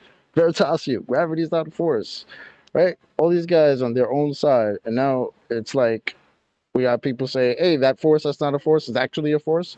On our side, Don't forget Eric Valinder shouted from the rooftop. yeah. Gravity's not doesn't exist. Did you want to add something, Sinclenser? Sorry to interrupt you guys on Discord. Well, the only thing I wanted to add is that I think when they went into the philosophy of Newton and Einstein, they took a big wrong turn in the direction of gravity philosophically. But before they did that, they should have, I think, recognized, as people once did before, that light is energy and energy is a force. And I think there is a pretty good argument for ether physics. What is ether? I don't know, but it's pretty much, in my mind, it's light, and that's energy. So, and it's a force. But I understand the So details aren't ether really is light. there, and it's Oh, sorry. We have a name. Phrase We have a three? name for that already. It's luminiferous. light. Yeah, luminiferous. What is it? Light. We don't know what Luminiferous light is. ether? What is that? Luminiferous ether. What is that? Well, light. I think light is energy, and energy is a force. One at a time. We But just want to know. this is a huge left turn. They went to gravity. They went to mass and all that other stuff. They could have gone into what is light. Ether, right? I think that would have been a better direction. We're just trying to find out what ether is. What is it? Oh, I don't know. Good luck. The propagation medium for electrostatics. Hold on. Sorry. What do you mean you don't know? Well, I think the question is, what is light? Is light matter? No, I don't really think it is. It is energy, and it is. But nobody energy asked is a what light force. was. We asked what ether was. Exactly. Luminiferous But implies. but before you said ether light. was light, but we have a word for light. It's light. Now ether is light. But luminiferous implies light. Okay, so No, that's luminiferous mix up, ether. yeah. So what is ether then? Before you describe it as luminiferous, what is the ether part? It's the light. What's that? I would describe. Well, here's how I understand it. There's nothing that doesn't react to light. Light reacts with everything. Everything is in the medium that can react to light. I think light is energy and it moves through all things. Call that whatever you want, but it's pretty much the first force.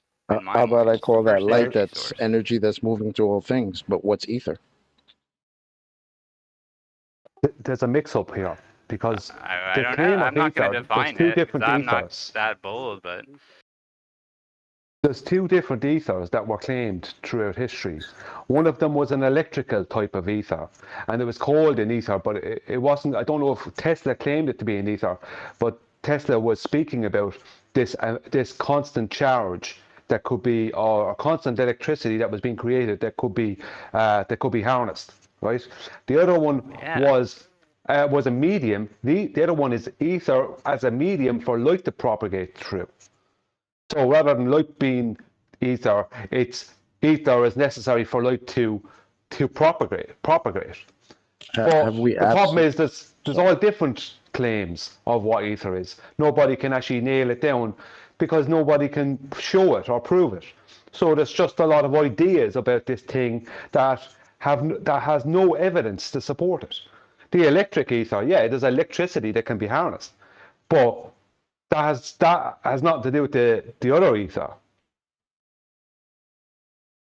well, that's like saying there's two types of gravity. There's Newtonian and there's Einsteinian. There's maybe two types of ether. But when I refer to ether, I'm assuming it's talking about light. And I know light moves through all things. It's energy. It's the No, first there force. aren't two mixing up. types of That's what I electricity. understand it to be. No, that's you're light. mixing things up. That's called light, though. Yeah, I think light is the main source of the argument. I think it all comes So down why to are you calling it ether if it's light? Well, they call it luminiferous, and I don't know. It's just Yeah, better than that's gravity. because they claim that the luminiferous ether is a medium that light needs to propagate through. If you ask Bob Nodell, he'd say it's a medium that light propagates through. He is claiming that why there's a 15-degree an hour drift in his fog gyro that he was talking about is to do with the movement of the ether. Now he's claiming that. So how is light doing that? Is light moving around at 15 degrees an Well, hour? a ring laser That's what I said. gyro See, has but to do with receiving light. And that's what maybe is changing the angle of the light going through Shown to me Cool. that Cool. removing Hold on, this chocolate. Hold ether. on. Hold on a second. We did this a minute ago now, didn't we? Back to this position. So what are we observing again in nature? What's being observed? Light. Light is being I'm observed. just talking to you, Neil.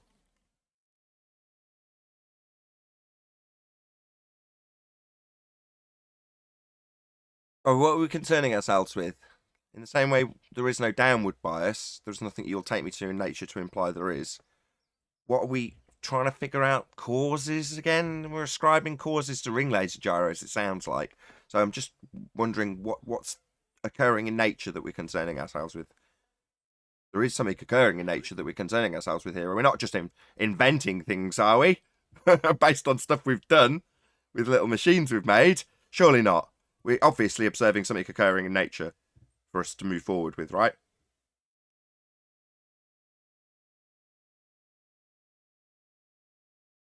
Well, I mean, I don't know who you're directing that to, but I don't think his ring laser gyro measured Earth rotation. If anything, it measured Didn't ask light that. That's at not an what I angle asked. We're with a talking about charge. ether, and suddenly we're having causal relationships ascribed to ether. The hell's that? Based on No, some piece of machinery that's been utilized in some way to study something, and I want to know what was being studied. Don't tell me I what the think ring it was laser gyro light. doesn't It prove. I was- don't care. Just tell me what's being studied. Light is being studied, I think. Light? We're trying In to that figure the instance. cause of light? Is that what they're doing? Trying to figure out what causes light? I think that's the only thing that a ring laser gyro will ever measure, just like an interferometer is going to measure light and give you. It's not anything else than light. From as far as it's energy, it's just electricity. It's based on a charge that has a certain rate, but it's not Earth rotation or whatever they try to say it is.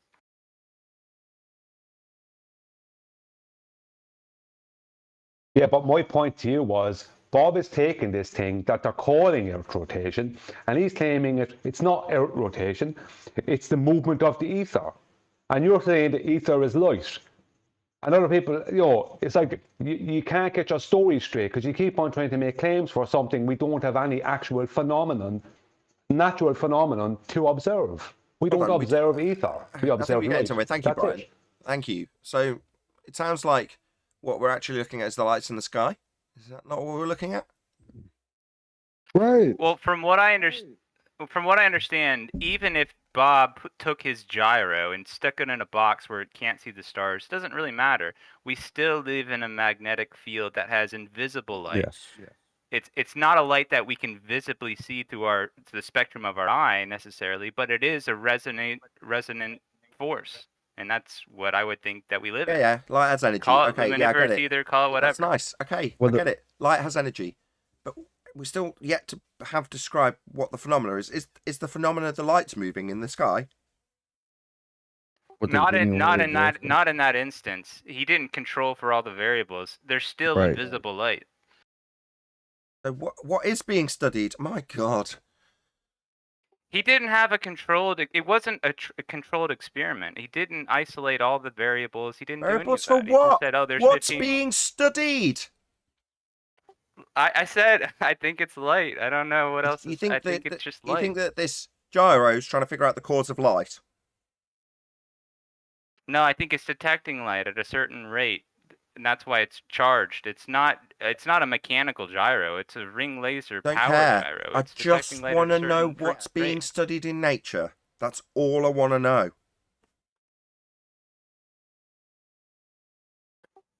Well, there's no ring laser gyros in nature, Nathan. I think It you know doesn't that. matter. I It think could it's be just light.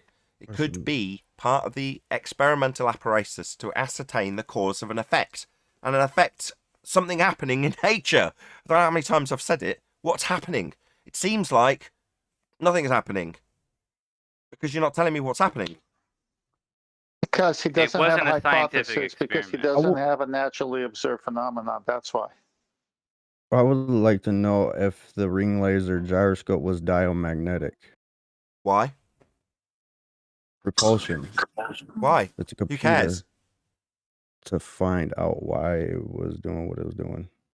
What's to it study doing? more. Who cares what it's doing? Sorry, we could sit around explaining how explosions work. Would that serve us in terms of anything useful? Yes. Or how? It is useful. Knowing what it is, cause and effect. That's what science is. Causing what? An effect in a man-made gyro? That's a man-made device. Yes. If the effect Why is the it's gyro and what working. it's doing, well, I know the cause of that.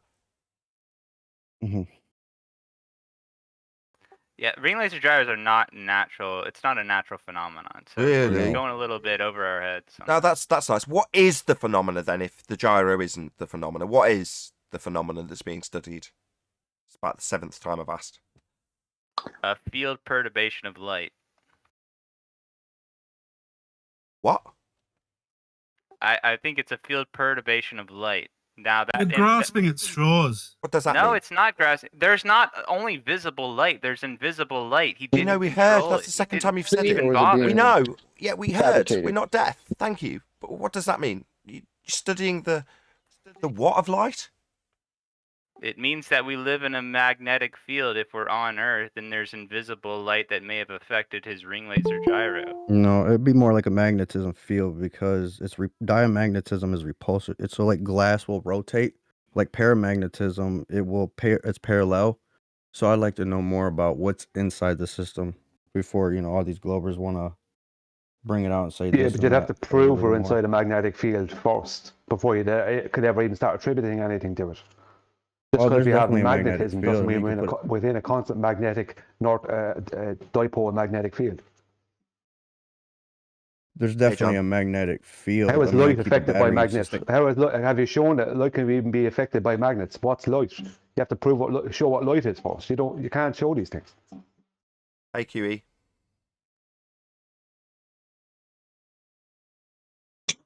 Good morning. Oh. What up, Love you. John? Hey, QE. With that, I'm going to say a huge, massive, enormous thank you to both Discord and G Plus panels for making today's live show possible. If you would like to get £50 for swapping your UK electricity supplier to Octopus Energy, there is a link below this video. If you are watching on either Nathan Oakley 1980 premiering streams or Nathan Oakley premiering streams, then stay tuned as there will be an after show to follow. I've been Nathan Oakley and I'll see you all in the next video.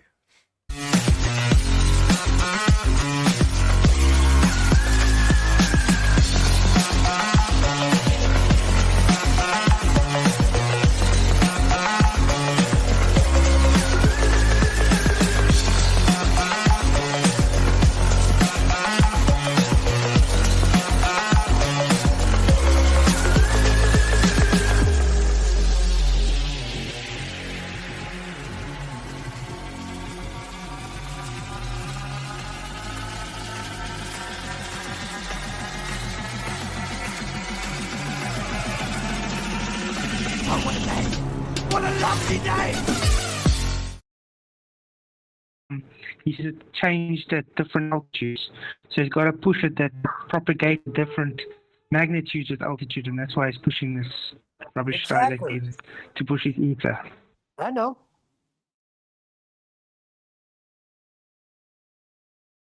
What's to say here? Bev said the black swan is dead. Oh, he's probably jealous. What? Oh yeah, Bev not thinking the Black Swan argument is shit. So Really? I'm waiting for him to come on and go through it with us. The black swan that's absolutely made them negate on their geometric horizon that's has ships disappearing behind it, and now we're being told the horizon's apparent, but that's dead. No, can't get not back. dead. No. He said it was a shit argument. Bev not thinking. Yes. When See, I presented, don't agree with that one a long either. time ago. When Because he was presented, getting animosity. when presented with the black swan, Tim Osman said nobody claims the horizon is Earth curve. When presented with the black swan, Rumpus said the geometric horizon, that's Earth curve, only exists in the maths. When presented with the black swan, AB Science says we do not see a geometric horizon. When presented with the black swan, Planar Walk said we wouldn't expect to see geometry. That's Earth curve. Crap argument. In rebuttal, they tell us we don't see Earth curve. It couldn't be a better argument. And don't forget When PhD, presented what's with his the name? black swan, unorthodox said, "You guys forgot about optics." Yeah. Are you serious, man? And Phil Bell, what he said, of course we presume that it is real. I was thinking of that too. I'm just telling you what the man said. Shit That's all. argument? I don't know about that one. Much Well, respect. that's what he but- said. So he's going to have to provide support for that. So Bev, not thinking. You need to find your way in here. Everyone's aware of what you said now. So we want to hear your rationale. Support that argument, sir. Shame, really. Bev's got some good arguments. I mean, he sticks with the basics. What does water do? How does a level work? What is a level? What's straight? I mean, these things are so crucial, so basic, but so crucial. Now, it seems like they're, well, that's obvious. But when you literally come up against someone that says that level isn't straight, well, then you need someone like Bev to doggedly assert exactly what is correct and true in terms of what the definition of the word means, let alone what it's useful for. So it's a shame that Bev's saying things like that. I mean, I would stand behind every one of his arguments. I think they're great. I think he's Can I just upset ask- because you did. Hold on, John did a presentation and he felt that he should have been involved in it, and he wasn't. And I told him he should have contacted you and spoke to you, and he never did. And this is what happens. What was it that Bev said that was an issue? Said Black Swan's a shit argument. And, whatever, that sounds like a kind of butthurt statement. Well, I don't care. It doesn't alter the argument. It doesn't change that they've got to rebut us by telling us their model's dead. So it's not a crap argument. It's the best argument in the world. Yeah, it is. Do you remember at the start when Bob said that there are loads of black swans, and we were like, yeah, that's not the argument. Perhaps he doesn't understand the argument. Perhaps maybe someone should tell him what the argument is. By now, I'd have thought he would, but if he thinks it's a shit argument, it's like, We're not yeah, come talking on. about Bob. He said Bev. Yeah, you maniac. Yeah, You're too Bob obsessed, Anthony. That's my didn't say Bob. Neil, you should not. Yeah. No, you missed my thing this morning. I'm done. He's so done, he's told us 4 times how done he is.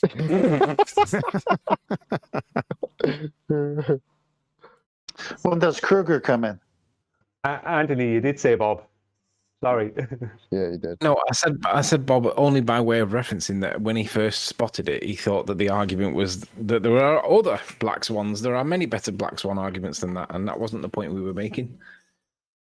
I was just making sure that But he wasn't referring to any of them as black swans before we did. Before we did. So now all of a sudden, there's black swans all over the place. Come on, man. Like, just You can't do better than a black swan. Just They can only be stop. as good. The hate, man. Yeah, These but you can't guys eat a are whole giving one. up their damn geometric horizon. It's only in the math. We don't expect to see it. Nobody claims it's horizon. The horizon's Earth curve. Like, this shit's a wrap. Why y'all? I don't understand, bro. When Huey presented the Black Swan, he introduced Luca Brazzi to the flat Earth argument. By the way, any Globers in Discord got something for the Black Swan or what? Yeah, Rumpus does. It's not a visual horizon, but it is visible. Something coherent. That on your, you guys didn't catch that yesterday on Nathan's video. Well, both me I and caught it. Chocolate, great minds think alike and all that. Immediately, as soon as he said it, when he said it's not a visual horizon, both me and Chocolate at the same time said, then it's not a horizon, as he said, but it is visible. Yes, it was muddled underneath you rumpusing them. You guys need to relax and let them speak. So I had to go through that like 25 times to catch what he said. I had to isolate it, right? So when he comes we on, on we top can of that relax? like white on rice though, man. How you gonna say the You fucking guys were. horizon's not visible? Are you kidding? How do you Not a think horizon. we're too keen? Again, Neil? Too funny. I know your point, though, and it frustrates me whenever I go through the videos trimming out a section, and you're like, yeah, that didn't need rumpusing from our own side. But obviously, you know the score. When you're dealing with them rumpusing, you're normally giving as good as you get to try and keep it at least reasonably balanced.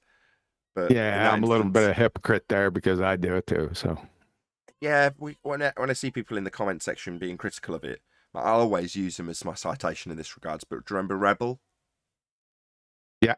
So hypercritical of me and my attitude, and like it would be far more educational if you just kept calm and weren't swearing at them. You know, obviously people would get the message a lot better. yeah, and the next day I caught him telling somebody to stuff their head up their ass. Yeah, he came on the show, got into it with somebody, and then afterwards, to his credit, right, he did get back in touch with me afterwards. This is a first, and said, "Look, I've got to be honest. I completely misjudged you and your reactions to these people. Having now got involved, I take it all back." And I was like, "Oh, this is a bit of a shock." But yeah, he took it all back. Yeah, he was like, "Yeah, I get it now. Yeah. Having now dealt with it, because I get it." I PM'd him because he was talking with Zanuck and he told Zanuck a number of things, but one was to stuff his head up his ass. And that's the point. That's what they're there for.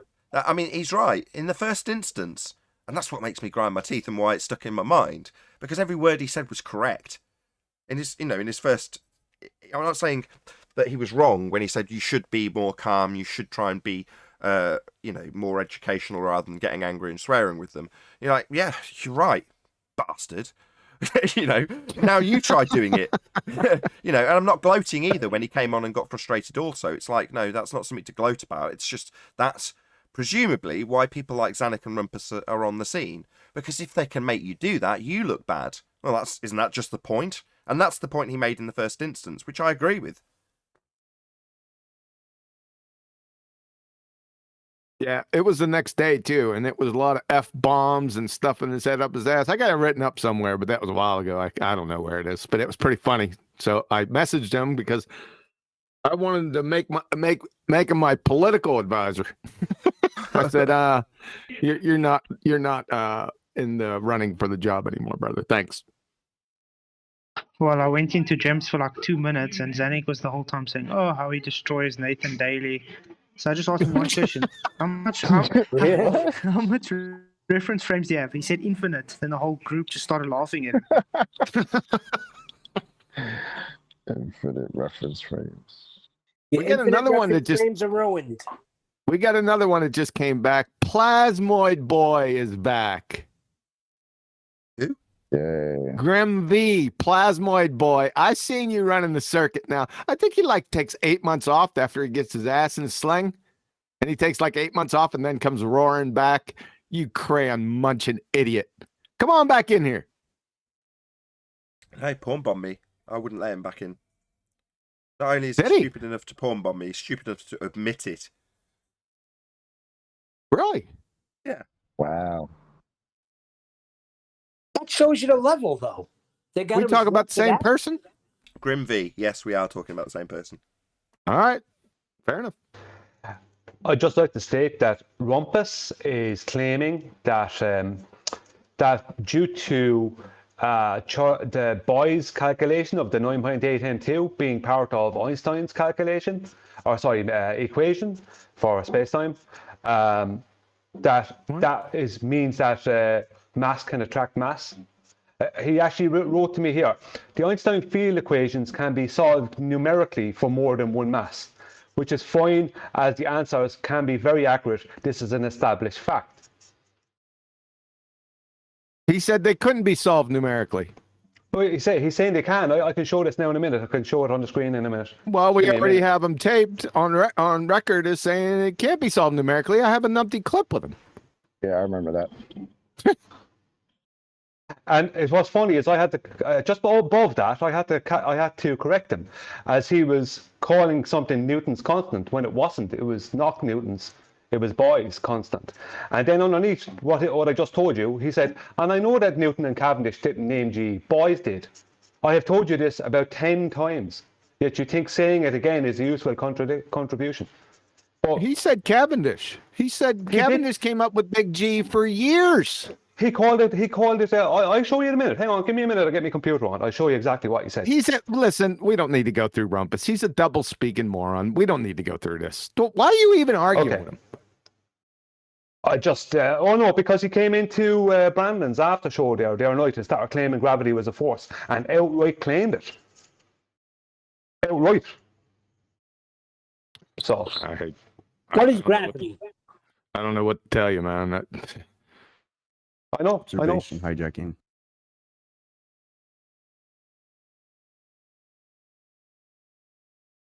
Well, one day there's gravity and the force, the next day it isn't. We do. Baby.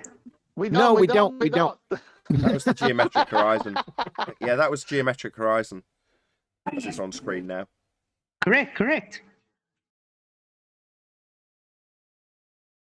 Because balls. Gas tends to wander about. What was Savage on about? Oh boy. Why was Savage talking But about it's going Zach's up balls? while it's going down. So Sleeping Warrior trimmed out a bit of I think it was a special report, a Globusters special report. You have to correct me, Anthony, if I'm wrong on this. But it was basically describing gas go down, go boom boom. And then Savage was like, oh right, I didn't understand that because I was thinking about Zach's balls. What was he talking about? Zach's balls. I don't even think QE heard that clip. I haven't heard it, no. Zach's got some weird electromagnetic balls that behave in an unusual way. That's all I can tell you because I can't remember what they are or what they're supposed to do, but they're just weird, apparently. That's correct. And you give them to kids and their first reaction is unbelievable. I think that whole thing is weird. Right, can I play it, yeah?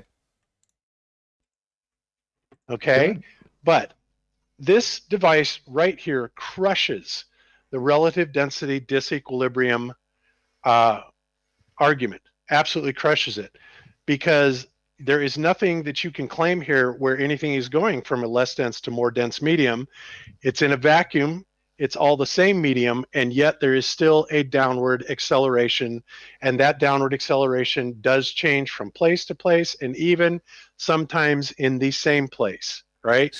So Bob, does that, at the risk of sounding stupid, and I'm feeling pretty stupid at the moment, but does when you say everything goes down, do you mean gases as well inside this device? Even gases will, yes, because if you have helium, and helium is the least dense gas we know, right? Mm-hmm. But even helium has to be, if it's going to rise, it has to float up on something, right? Well, if there's nothing to float up on, then what's it going to do? It's going to sit on the bottom. Sit on the bottom. That's really interesting. I didn't know that. And do they have these sort of devices, bigger devices than these? That, because I'm just thinking about Zach's balls. Zach's balls. There you go. You see what Oh, hello. That's weird. Did that statement not just prove relative density? Hold on a second. Yep. Literally. That does my prove point, yeah. Hold on. relative Go ahead, Don Gio. That's still relative density. I like Bob, don't Exactly. get me wrong, but that's still relative density. I don't know where he's getting at. What's I relative don't density? either. He's just described Yeah, gas. well, he's still thinking about Zach's balls, man. No. He's not. He doesn't hold on. know either. Hold on. He's not describing relative density. He's describing gas going down in a vacuum. Right. All right. No, but when he Nonsense. described it, he said, well, the helium would go down because it's got nothing else. Right? Well, because now it's you're more talking denser about a than the medium. relationship between the helium and something else. Not Yeah, just back- that, he says it's Yeah. not just that, he says it's got the same medium and it changes. Bro. This is... Yeah, It might you even need a go down faster contradictionary. because I of was the- liking Yeah. the last part. Contradictionary. Like it might even go faster because the medium that it's in is less denser. It might even go Exactly. down faster. Go down. It doesn't go. Sorry. Let's just calm down. Gas does not go down, go boom boom.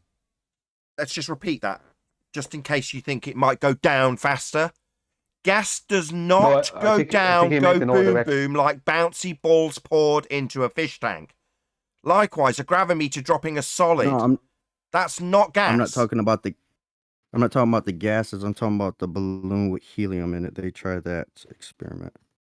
Right, we just listened to Not experiment. Just listen to a guy describing gas going down and eventually going to the bottom because there's nothing else for it to push off.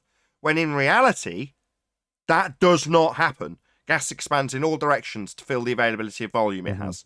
So if you put helium, even one, into a vacuum, it'll just bounce around in there. It definitely won't go down. That's what's being But it's not a asserted. vacuum then anymore. If it's got gas, it's not a Yeah, vacuum. it's gonna go everywhere.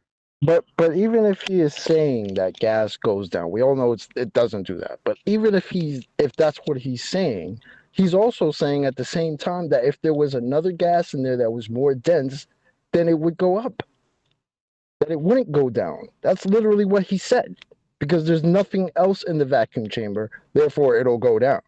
But now you're invoking a relationship between the gas and something else. That's relative density, bro.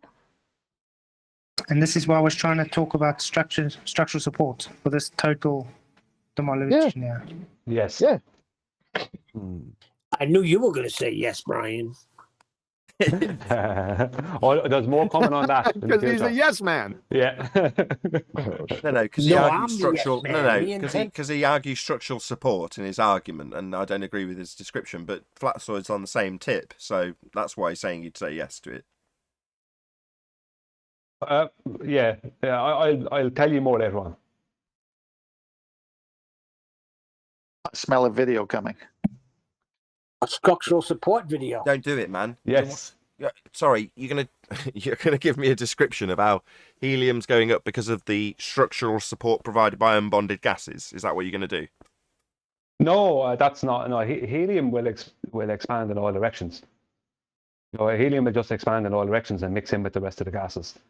It's density. I mean, density does give. If you look at convection, the less dense is not going to stay underneath the more dense. The more dense is going to displace the less dense and push it up. The less dense can't stay there. The more dense, the less dense can't stay there. It can't support the more dense. That's why your phone will fall through the medium of air. The air can't support it. All matter will need support in some kind of way. The difference with gases is that gases mix in together because they're all unbonded molecules. But if you condense a gas, then it will. Then if you condense a gas, like I said, like helium balloon, helium balloon will go up in air, but it'll go down in a vacuum. The common denominator is the air, the denser air on the outside of the. No, you're forgetting about the balloon itself. Yeah, but the balloon itself is more dense. My biggest problem itself is more dense. Well, I'd like to know all what this is that as soon as you invoke a vacuum chamber, yeah, what are you doing? Yep. Well, I don't have to. Changing. I can just say, but I don't No, have to. not Talk you, about not convection. you. No, not you. Just anybody who invokes a vacuum chamber. What are you doing? You're changing the medium, literally, of the object. Right. In other words, taking the just by structural support away. I think what Chocolate's getting at is basically as soon as you invoke a vacuum of any description, you're rearranging the medium. In other words, you're basically utilizing relative density to make your argument as soon as you employ a vacuum chamber. That's my point. I'd like to know if that vacuum chamber is paramagnetized, because liquid oxygen can be paramagnetized. Why would anyone care? Right? asked him that Because earlier. do you live in a vacuum chamber? No, That's what I always say. But that, I know. I'm just, Let's get a chamber and fill it with gummy bears, and then let's do it. Sounds yummy. The hell? Sorry. Can anybody tell me what happens again if you excited with energy? Can I chew on that argument for a while, Kiwi? What happens to Yeah, gas if you you excite it? could garnish I it with John Savage thinking about Zach's balls. Look, I think Flatsoid's got an actual point to make. Go ahead, Flatsoid. I'm saying if you're going to excite it with energy, you can't say it has a bias going down. It's just going to move in more directions more faster, more freely. Did you say atmosphere? Does it do that? Moves more in all directions? I don't know No, if that's- never said atmosphere. Okay. If gas runs out of energy, enough energy to be gas, is it still a gas? No. No. It doesn't do that. Oh, okay. For it to So then why does somebody think that you could sweep it off the floor? I don't. Yeah, that's what they're saying, though, isn't it? They're saying it goes up, right? It's got a massive amount of energy, and then it gets to the Kármán line in the heliocentric model and says, you know what? Sod this gas law. Doesn't apply to me. I'm going to burn my bra right here. Then I'm going to run out of energy and go back down the way I came like a solid bonded bouncy ball. Well, to do that, it would have to reach absolute zero. Yep. Impossible. But notice how they use it in sports when someone is doing something and they get really tired. They say with heavy breathing, "Man, I'm all gassed out." Yep. Which means what? I ran out of energy. Ran out of energy. Did he go? No, I mean is the word euphemism, I guess. It's a way of saying I'm tired. I ran out of energy, but it has no bearing on how gas law works. No. I see what you're saying, Tim. Don't they call them gassers? That's a type of hot rod. I think so. Gassers, man. Those are sprints. Yeah, it gives fuel for thought. I used to do them back there basketball days, man. I had to quit that nonsense. Oh, that Gassers. was called. Since we're talking about balls, that's balls to the walls. That's what that was. Nathan's right. There's a gasser car. Yeah. With the slang. Question. But it's not gas that runs out of energy. It's that you run out of gas. Yeah, That's the exactly. difference. Same with a cow. Gas doesn't run out of it. Oh, they do them in football. Gassers are the toughest sprint drill that will ever be attempted by a football player. Yep. That's what they call gassers. We used to do them in basketball. What's the drill in football? They call them Yeah, but gassers. gas They're just dragons sprints. as well. Oh, the sprints. Yeah. Oh, I hated sprints. What I just heard was, yeah, they're schloopelgurks. What's a schloopelgurk? Well, they call them schloopelgurks. No, that's Ducal Slopel. Those are Slopelgurts versus Ducal Slopelgurts. No, that's only relative to the Gurkhas. They only do Schluppergurks. To the Gurkhas. Yeah, that's. Do you know what they actually do in the drill? Now. Do you know? The question is, anybody what's got- the drill? We're running out. You gotta of be topics. gurking me. Yeah, thanks. So, do you know what the actual drill is? What do they do to exhaust them? That's why it's going to be called gassing, right? Because they get to the point of exhaustion at the end of the drill. Do you know what the actual drill is, though? The way they did it in basketball was probably different than football, but go ahead. It's so vague, it's so useless, so meaningless. So I'm going to tell you what they did in basketball. You know, the quarter line and the half court. So you'd start on the end line, you'd sprint to the quarter line, run back to the start point, then run to half court, then run back to the start point, then run to the next quarter line and run back. You see where I'm going here. So does that give you a little bit more detail? It's critical Don't to they call this those argument. suicides? It's critical. Yeah, it's called Suicides suicide. or Yeah. the beep test. Yeah. Yeah. Suicides. Yep, everyone's got something to Suicide, say right? when it comes to basketball Yeah. drills. What they call those suicides? Yeah, in basketball anyway. That's what I know. Okay, about it. now we got the name straight. Let's go, Nathan. What do you got? Not in today's world. It felt like it too. No, I've got to be on top of my game. There's lots of people talking now. We're talking about basketball drills. Well, we're not being bombarded with a plethora of glow proofsies, so. When I used to do submission fighting and MMA. No, wait, Nathan was gonna tell us. Sorry, Nathan. I didn't realize there was something. God. I tell you anything. I was reiterating the question that was asked because it was brought up about gases because of something to do with gas pressure. I don't know even what the argument was. We're so far away from it now. Oh, you don't know. You were just asking for detail on the gassers in football. No, someone else It happened was. because I used it as a term that athletes use. I'm all gassed out, meaning they're tired. Started there. Glad we got clarity on this. It's very important stuff. Players run in position groups and sprint from sideline to sideline 4 times. Next time on Flat Earth Debate, we're going to learn how to make the perfect omelette. Did you say omelet?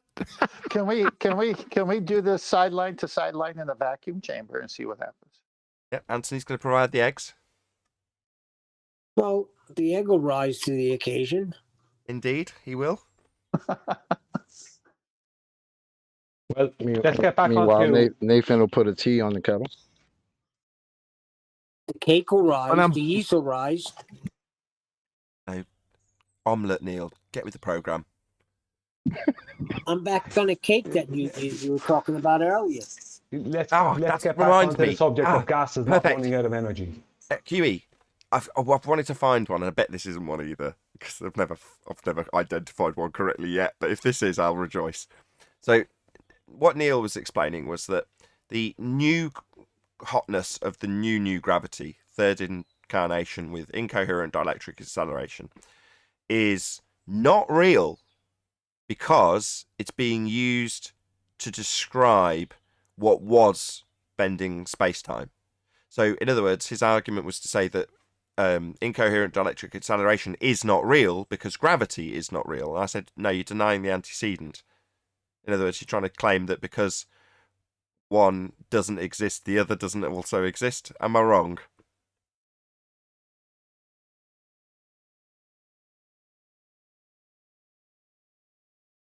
Short pause. To you, Q.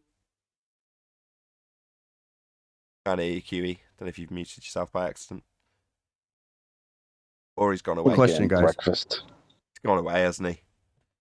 All this talk of food got him to go. I'm sorry, I was on mute. Okay. Sorry about that. Most people should try that button too. Just saying. I was saying that I don't know. You'd have to write it out. I'd have to take a look at it. It sounds squirrely to me. So I'll can you write just it write out. it out real quick? I mean, I'll not just say now, it. but not now. Yes, but Busters. I intend to. I want to have at least once in my lifetime identified and denying the antecedent fallacy at least once correctly. Do you want me to state what it is I say it again? Yes, please. Okay. What I said was that the claims of the incoherent dielectric acceleration crew is that replaces gravity. But if gravity is not real in the first place, that makes their claims not real because they're trying to replace something that isn't there to begin with. So their claim of incoherent dielectric acceleration is not real either because the gravity that's claimed in the first instance isn't real. Well, the claims they're making concerning it.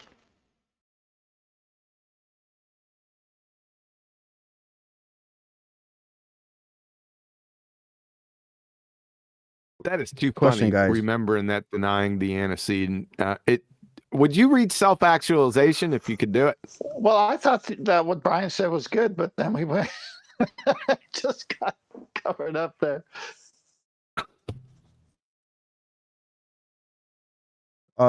In the morning time, right? Does fog and mist levitate over the surface of water? Levitate, fog and mist. Yeah. Yeah, I it see does, it sometimes. It's not. Yeah, so the best diamagnetic or superconductors, which they're cold. So fog and mist over the surface of water. Liquid oxygen is paradynamic, which is What parallel the down, and hell are water you is on, son? diamagnetic. So it repels. And what is fog? It's Mist. Oh, so what's mist? Water. Water droplets. Water vapor. Water droplets, is- right? Is water polar? Water is. You can put it's repelled. Oh, brother. I'm not getting into this. I haven't had any breakfast yet. I'm not going down this incoherent nonsense. Hold on. There was people in chat saying that vapor is not gas. What? Yeah. What's repelling there? What? Yeah. People in chat, A lot of them have yesterday and descended into being as Saturday, dumb as Sean vapor is not Hawkins. gas. Yes, dumb as Sean Hawkins followers, presumably. Yep. He has followers? Probably. Well, people Yeah, claim the Professor same Phil Bell. nonsense. Say look up He thinks gas goes self-actualization. down in a vacuum chamber, but Phil Bell. Somebody say to look up self-actualization. Well, Phil Bell thinks that. Nathan's looking up Well, self-actualization. Yeah, well, you said look up That's self-actualization. Maslow's theory of motivation. It's not going to be relevant in this topic, Nathan. It's Maslow's hierarchy of needs. Self-actualization is at the top of the pyramid. The hell? Yeah, and what's this got to do with anything? Well, I remember you back in the day when I brought up denying the antecedent and went over it a few times, and you were as giddy as a school child. Just a cool fallacy, isn't it? Yeah, it is cool. I can remember you're excited about it, and you tried to apply it to a number of different situations, and it didn't work out. But You know, I remember that was a while ago. I mean, I can describe it accurately. So, or make it with an example of a claim. If they're buried together, they existed together. They're not buried together, therefore they didn't exist together.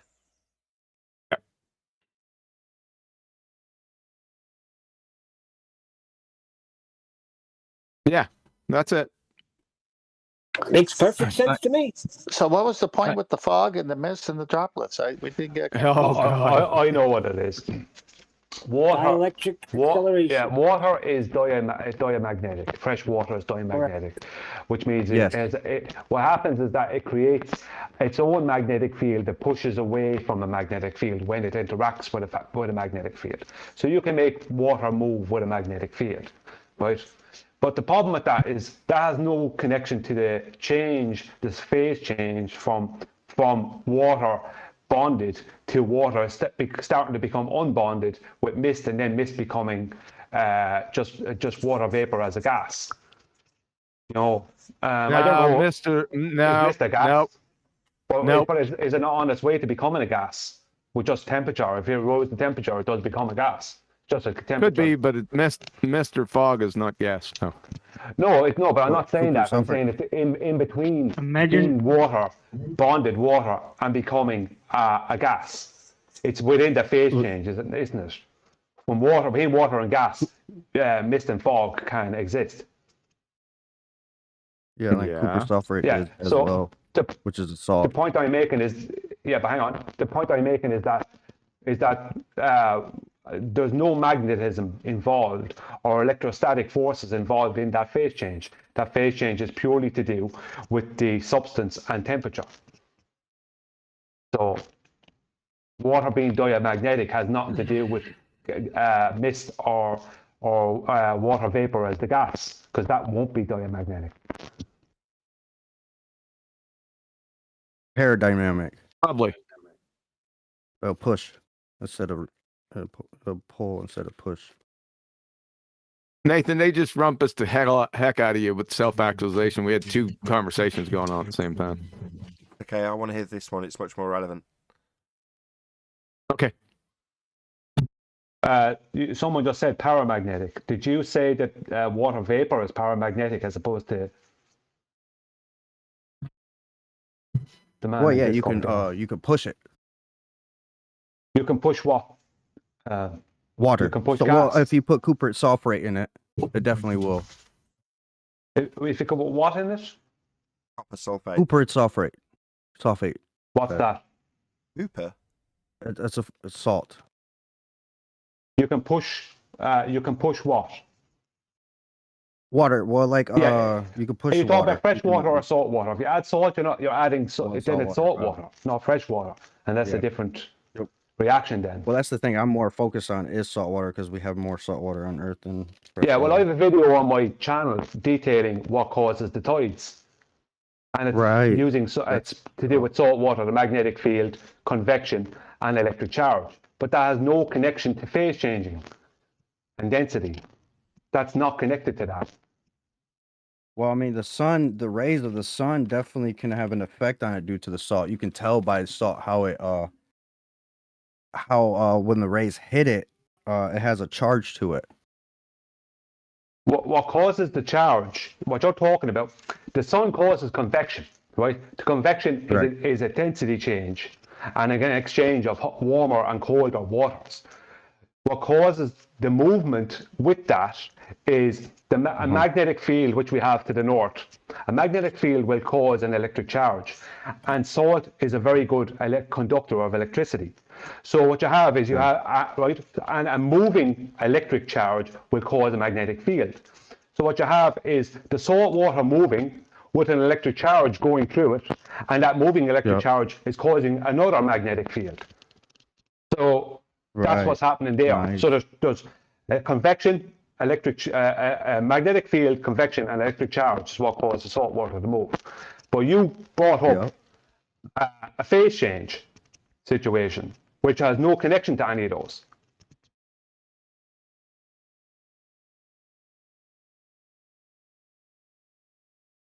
Well, yeah, you got aluminum and let me get back to this. Yeah, that's interesting stuff, dude. I wrote that down that you just said. I appreciate that. There's a lot of things that are You know what's very wrong? interesting when it comes to electromagnetic fields. That's for sure. Yeah, but see, you know what's wrong? It does. Magnetism and electricity have to be having an effect on our natural world in some way, in different ways. It does. But the problem is that what's going on is Bob Nodell and a few others are trying to insert that in places it doesn't have an effect. It has no relevance when you're talking about phase changing and density. That it has no relevance in there. So if you're trying to insert it in there, it won't work. Because naturally that can't work. Yeah, I definitely do not agree to a full extent with the relative density. It is relative density, dude. You can't take that away. I mean, I don't agree with him 100%. Leave the man, hang on, lads, leave the man talk. He's trying to say something. Sorry, start that again. I do not agree with Bob 100% on gases going down and all this rigmarole. It is relative density. You trying to remove relative density is very strange to me. Are you mean Bob? Yeah, Bob. Yeah. It is relative density. There's no doubt. Yeah, we have electromagnetic field that, can mess with things here and there, but the majority of it is relative density. The main thing. You cannot, and none of us would deny that. That's the thing. That's why I was half poking fun at Brian earlier, because I know he understands this stuff, but when what I'm claiming is denying the antecedent, claiming that this electrostatic incoherent dielectric accelerative force doesn't exist, when I would say no, I would stand by it.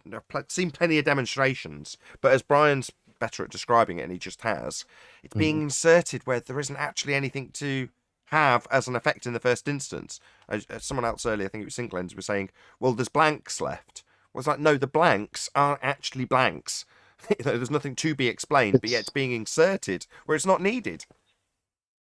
Being inserted as to why we're not floating away from the ground. No, it's because that's when it gets a little much.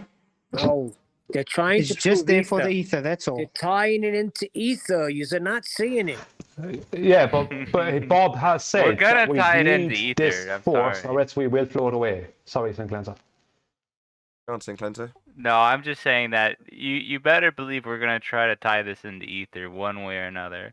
What's ether? What is ether? It's light. Why? Yeah. What is ether? It's light. It's energy. It's electricity. It's all that and more, I think. Whoa! What? No, it's nothing. It's everything. It's everything and nothing. Come on, dude. What did you say? I think light is Go ahead, the define undeniable fact of reality. luminiferous ether. Go ahead. We've tried that. We've tried that, John. What? You want me to define it for you? No. We've tried with Sinclair. We've asked him to define luminiferous ether, and he's described it as light. No, that's incorrect. From the Alma Mater Wiki, luminiferous ether, luminiferous meaning light bearing, was postulated medium for the propagation of light.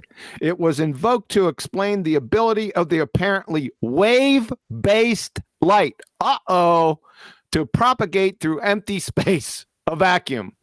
What the hell?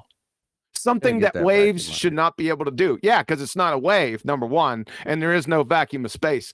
This is a fairy tale. Thank you. Did you follow along with that, Sinclair? Well, that definition, I understand that's how it's defined in many different. I don't know if I agree with all of that. I think it's just light. It's energy. It's electricity. I don't know if it's a medium. Sorry. I can't But it's describe not, the it's field not of just anything light. like You that. said it yourself. It's Hold on, the Chocolate. medium that the light. Go ahead. So, yeah, well, you're saying the same thing I am, which is fairly typical. Sorry to cut you off. You were about to say the same thing as me, but yes, it's a medium. Because of a reification of light as a wave, it requires something to be waving through. Well, what I understand is in acoustics, you can have a wave, and a wave can be. That's sound. That's sound. Sound is Exactly, it does sound. need a medium Uh-oh, to you're in propagate Nathan's because it wheelhouse is a now. I wave. wouldn't mess with that. That's an energy.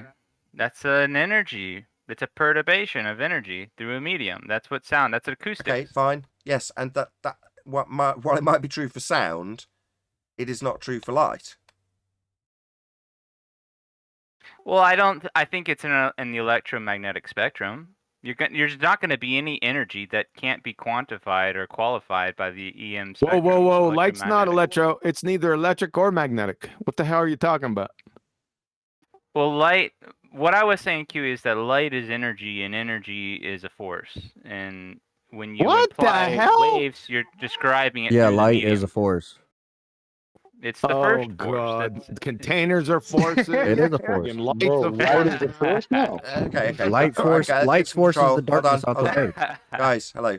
Sync cleanser. Do you understand in the EM spectrum that you've got it described as a light wave? Right. We have the whole. There's different frequencies. There's different oscillations.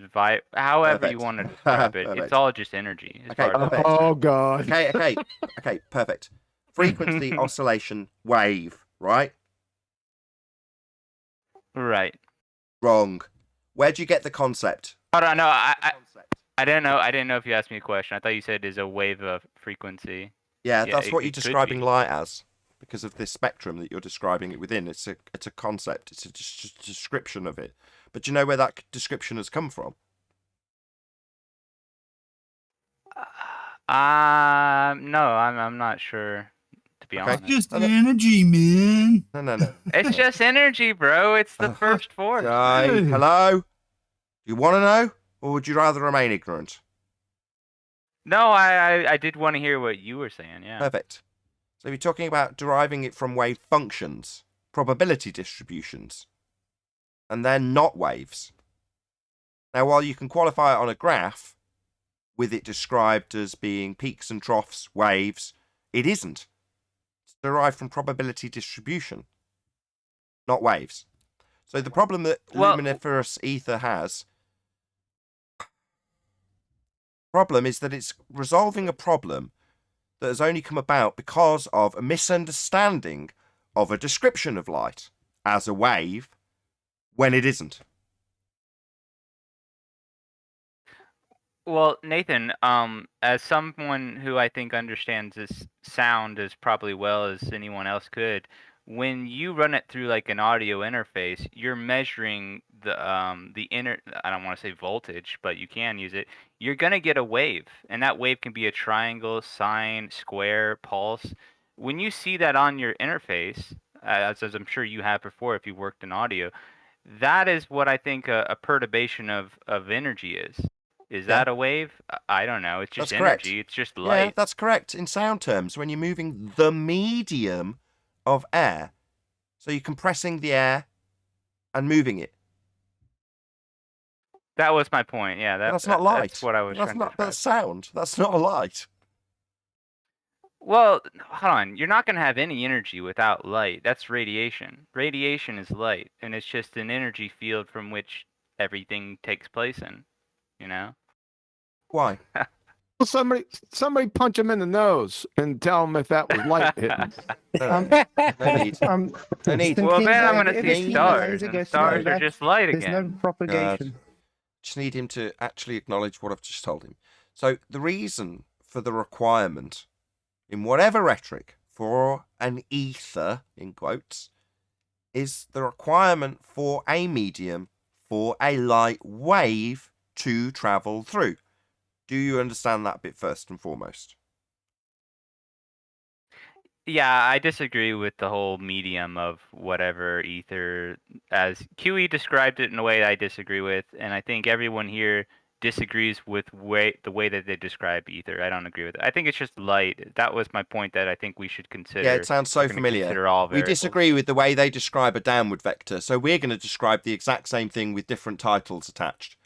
We disagree with them describing ether as a medium. We don't think the description they give of it's correct, but now I'm going to describe a medium that light's going to travel through. Maybe give it a different name. It doesn't matter, right?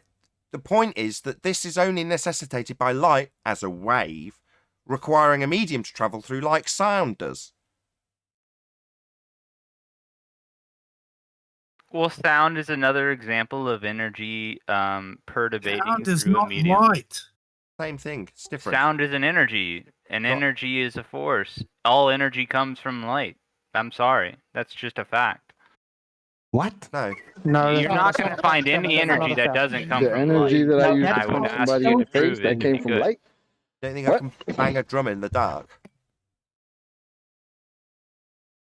Yeah, you're going to have an invisible energy, and I bet if you had a different filter, you could probably even see the heat. No, it's just and I don't know if pressurizing- that's entropy no. or what you want to call it, but that's still energy. That's still heat. It's just pressurizing the air. Pressure. It's pressure. But that's not Yeah. how light works. The difference is always in the Can I debunk this quickly? Well, pressure is Have you ever been in a resistance. cave before? Pressure is also resistance. Resistance is electricity. Yeah, and St. in a Cleanse, have you sound ever been wave, in you're a cave talking, before? when you reify sound into a wave, which it isn't either, you've got a pressure, high-low pressure situation in terms of the wave that it creates in the medium of air. But light doesn't do that. It's not high pressure, low pressure. It's not wave. The only reason you've got that as a description is because it's been derived from wave functions, probability distributions, not waves, not requiring a medium. Well, I You look at agree. the human eye and the Wave human ears, functions see how and they work. wavelengths may be. One is designed for light and one is designed for sound. Eyes and ears. They're two completely different designs because they deal with two completely different things. Yeah, not to Sorry, mention if asking you me go a into a question. cave, you get. Have you ever been into a cave before, St. Cleanser? Yes, I've gone spelunking, I think they say. Yeah, I have. And you've seen there were fungi and everything growing inside those caves where no light comes, correct? Well, there's energy and there's magnetism because we live in the field. Yeah, you're gonna measure a charge anywhere you're at on Earth. Okay. That's you what said I light. call the field. You could call that a medium. You could call it ether. You could But call you it the said that medium energy from which comes from light light. moves through. There's no call light in whatever. this cave we're talking about now. If you go into a deep cave underground, you're still going to have energy. That energy is going to be moving through the air if there's a medium for it to move through. It will In be light measurable. form? That's energy, that's light, that's just electricity. How's it light if it's in a cave? You're not going to find any place on Earth where there is no light. And if there is no light, just because it's not visible doesn't mean it's there. Not there. There are What many about How do the you bottom of the lights. Mariana Trench? Yeah, how do you suppose we test if the light's there if you can't see it? Can you see an infrared light? Can you see a radio wave? Can you see a microwave? Can you see Yeah. a gamma ray? No. Yeah, you can get filters to see them. Yes, you can. Not with your own Yeah, eyeballs. not visibly with your eyeball. You're going to see it through a filter, which is my point. There are invisible things to our eye that are around us all the time because that's the perturbation of the field of the medium. Call it ether, call it whatever. It's still light. What kind of light would you expect to see, say, Okay. in a dark cave? We're finally back on track. Would it be infrared? So we're requiring a medium then, called ether, for the light to propagate through. Exactly what I've spent the last 10 minutes trying to get you to just say yes to. Now you're bloody claiming it. Yeah, that's the bit we're debunking though, because light doesn't need a medium to propagate through. In this instance, the air doesn't need any of that. It doesn't need ether. Inventing something for it to travel through as a wave when it's not one is unnecessary. Well, it's interesting Okay, that yeah. he can't Now, see I it. hate but that he word wants- ether now, but it's just light Cleanser. and yeah. Cleanser, it's interesting. You can't see the very thing you want to prove, but you say it's there. Well, I mean, that's just I mean, you that's a can't see a lot guess. of things. Just because you can't see it doesn't mean it's not there. No, But you see, this brings me back to the cave again. I don't have to see a radio wave to understand that they're probably all around me. Does gas go down, go boom, boom? It can, but it also will go up as well. Up go boom boom. Oh my God. Gas goes up and boom boom. I don't know. I don't really think it's that You said controversial. force came from light, and Flato took you in the cave where there was no visible light, but you said, well, there's other light that we can't see, so I'm going to step out on that and say that's causing something. Well, have you observed it? Have you tested it? Do you have the machinery that looks through all the spectrums of lights? Have you done this? I've not got any issue with him doing it. Even if he did, what's that going to prove? That there's a medium called ether? That's my point. There's no medium called ether. It's only, by definition, described as the necessity for something for the light wave to propagate through. Well, light's not a wave. So there's no need for something to be a medium described everywhere, existing simultaneously around everyone without you knowing it or being able to show it in any way, shape or form. But it's an assumption as a requirement for light to travel as a wave when it isn't. So this is nonsense, pointless. Why are you defending this? No, I know. I'm trying to take him somewhere because here we are. Here we are living in a contained system, closed, where we have gas pressure and gas pressure gradient.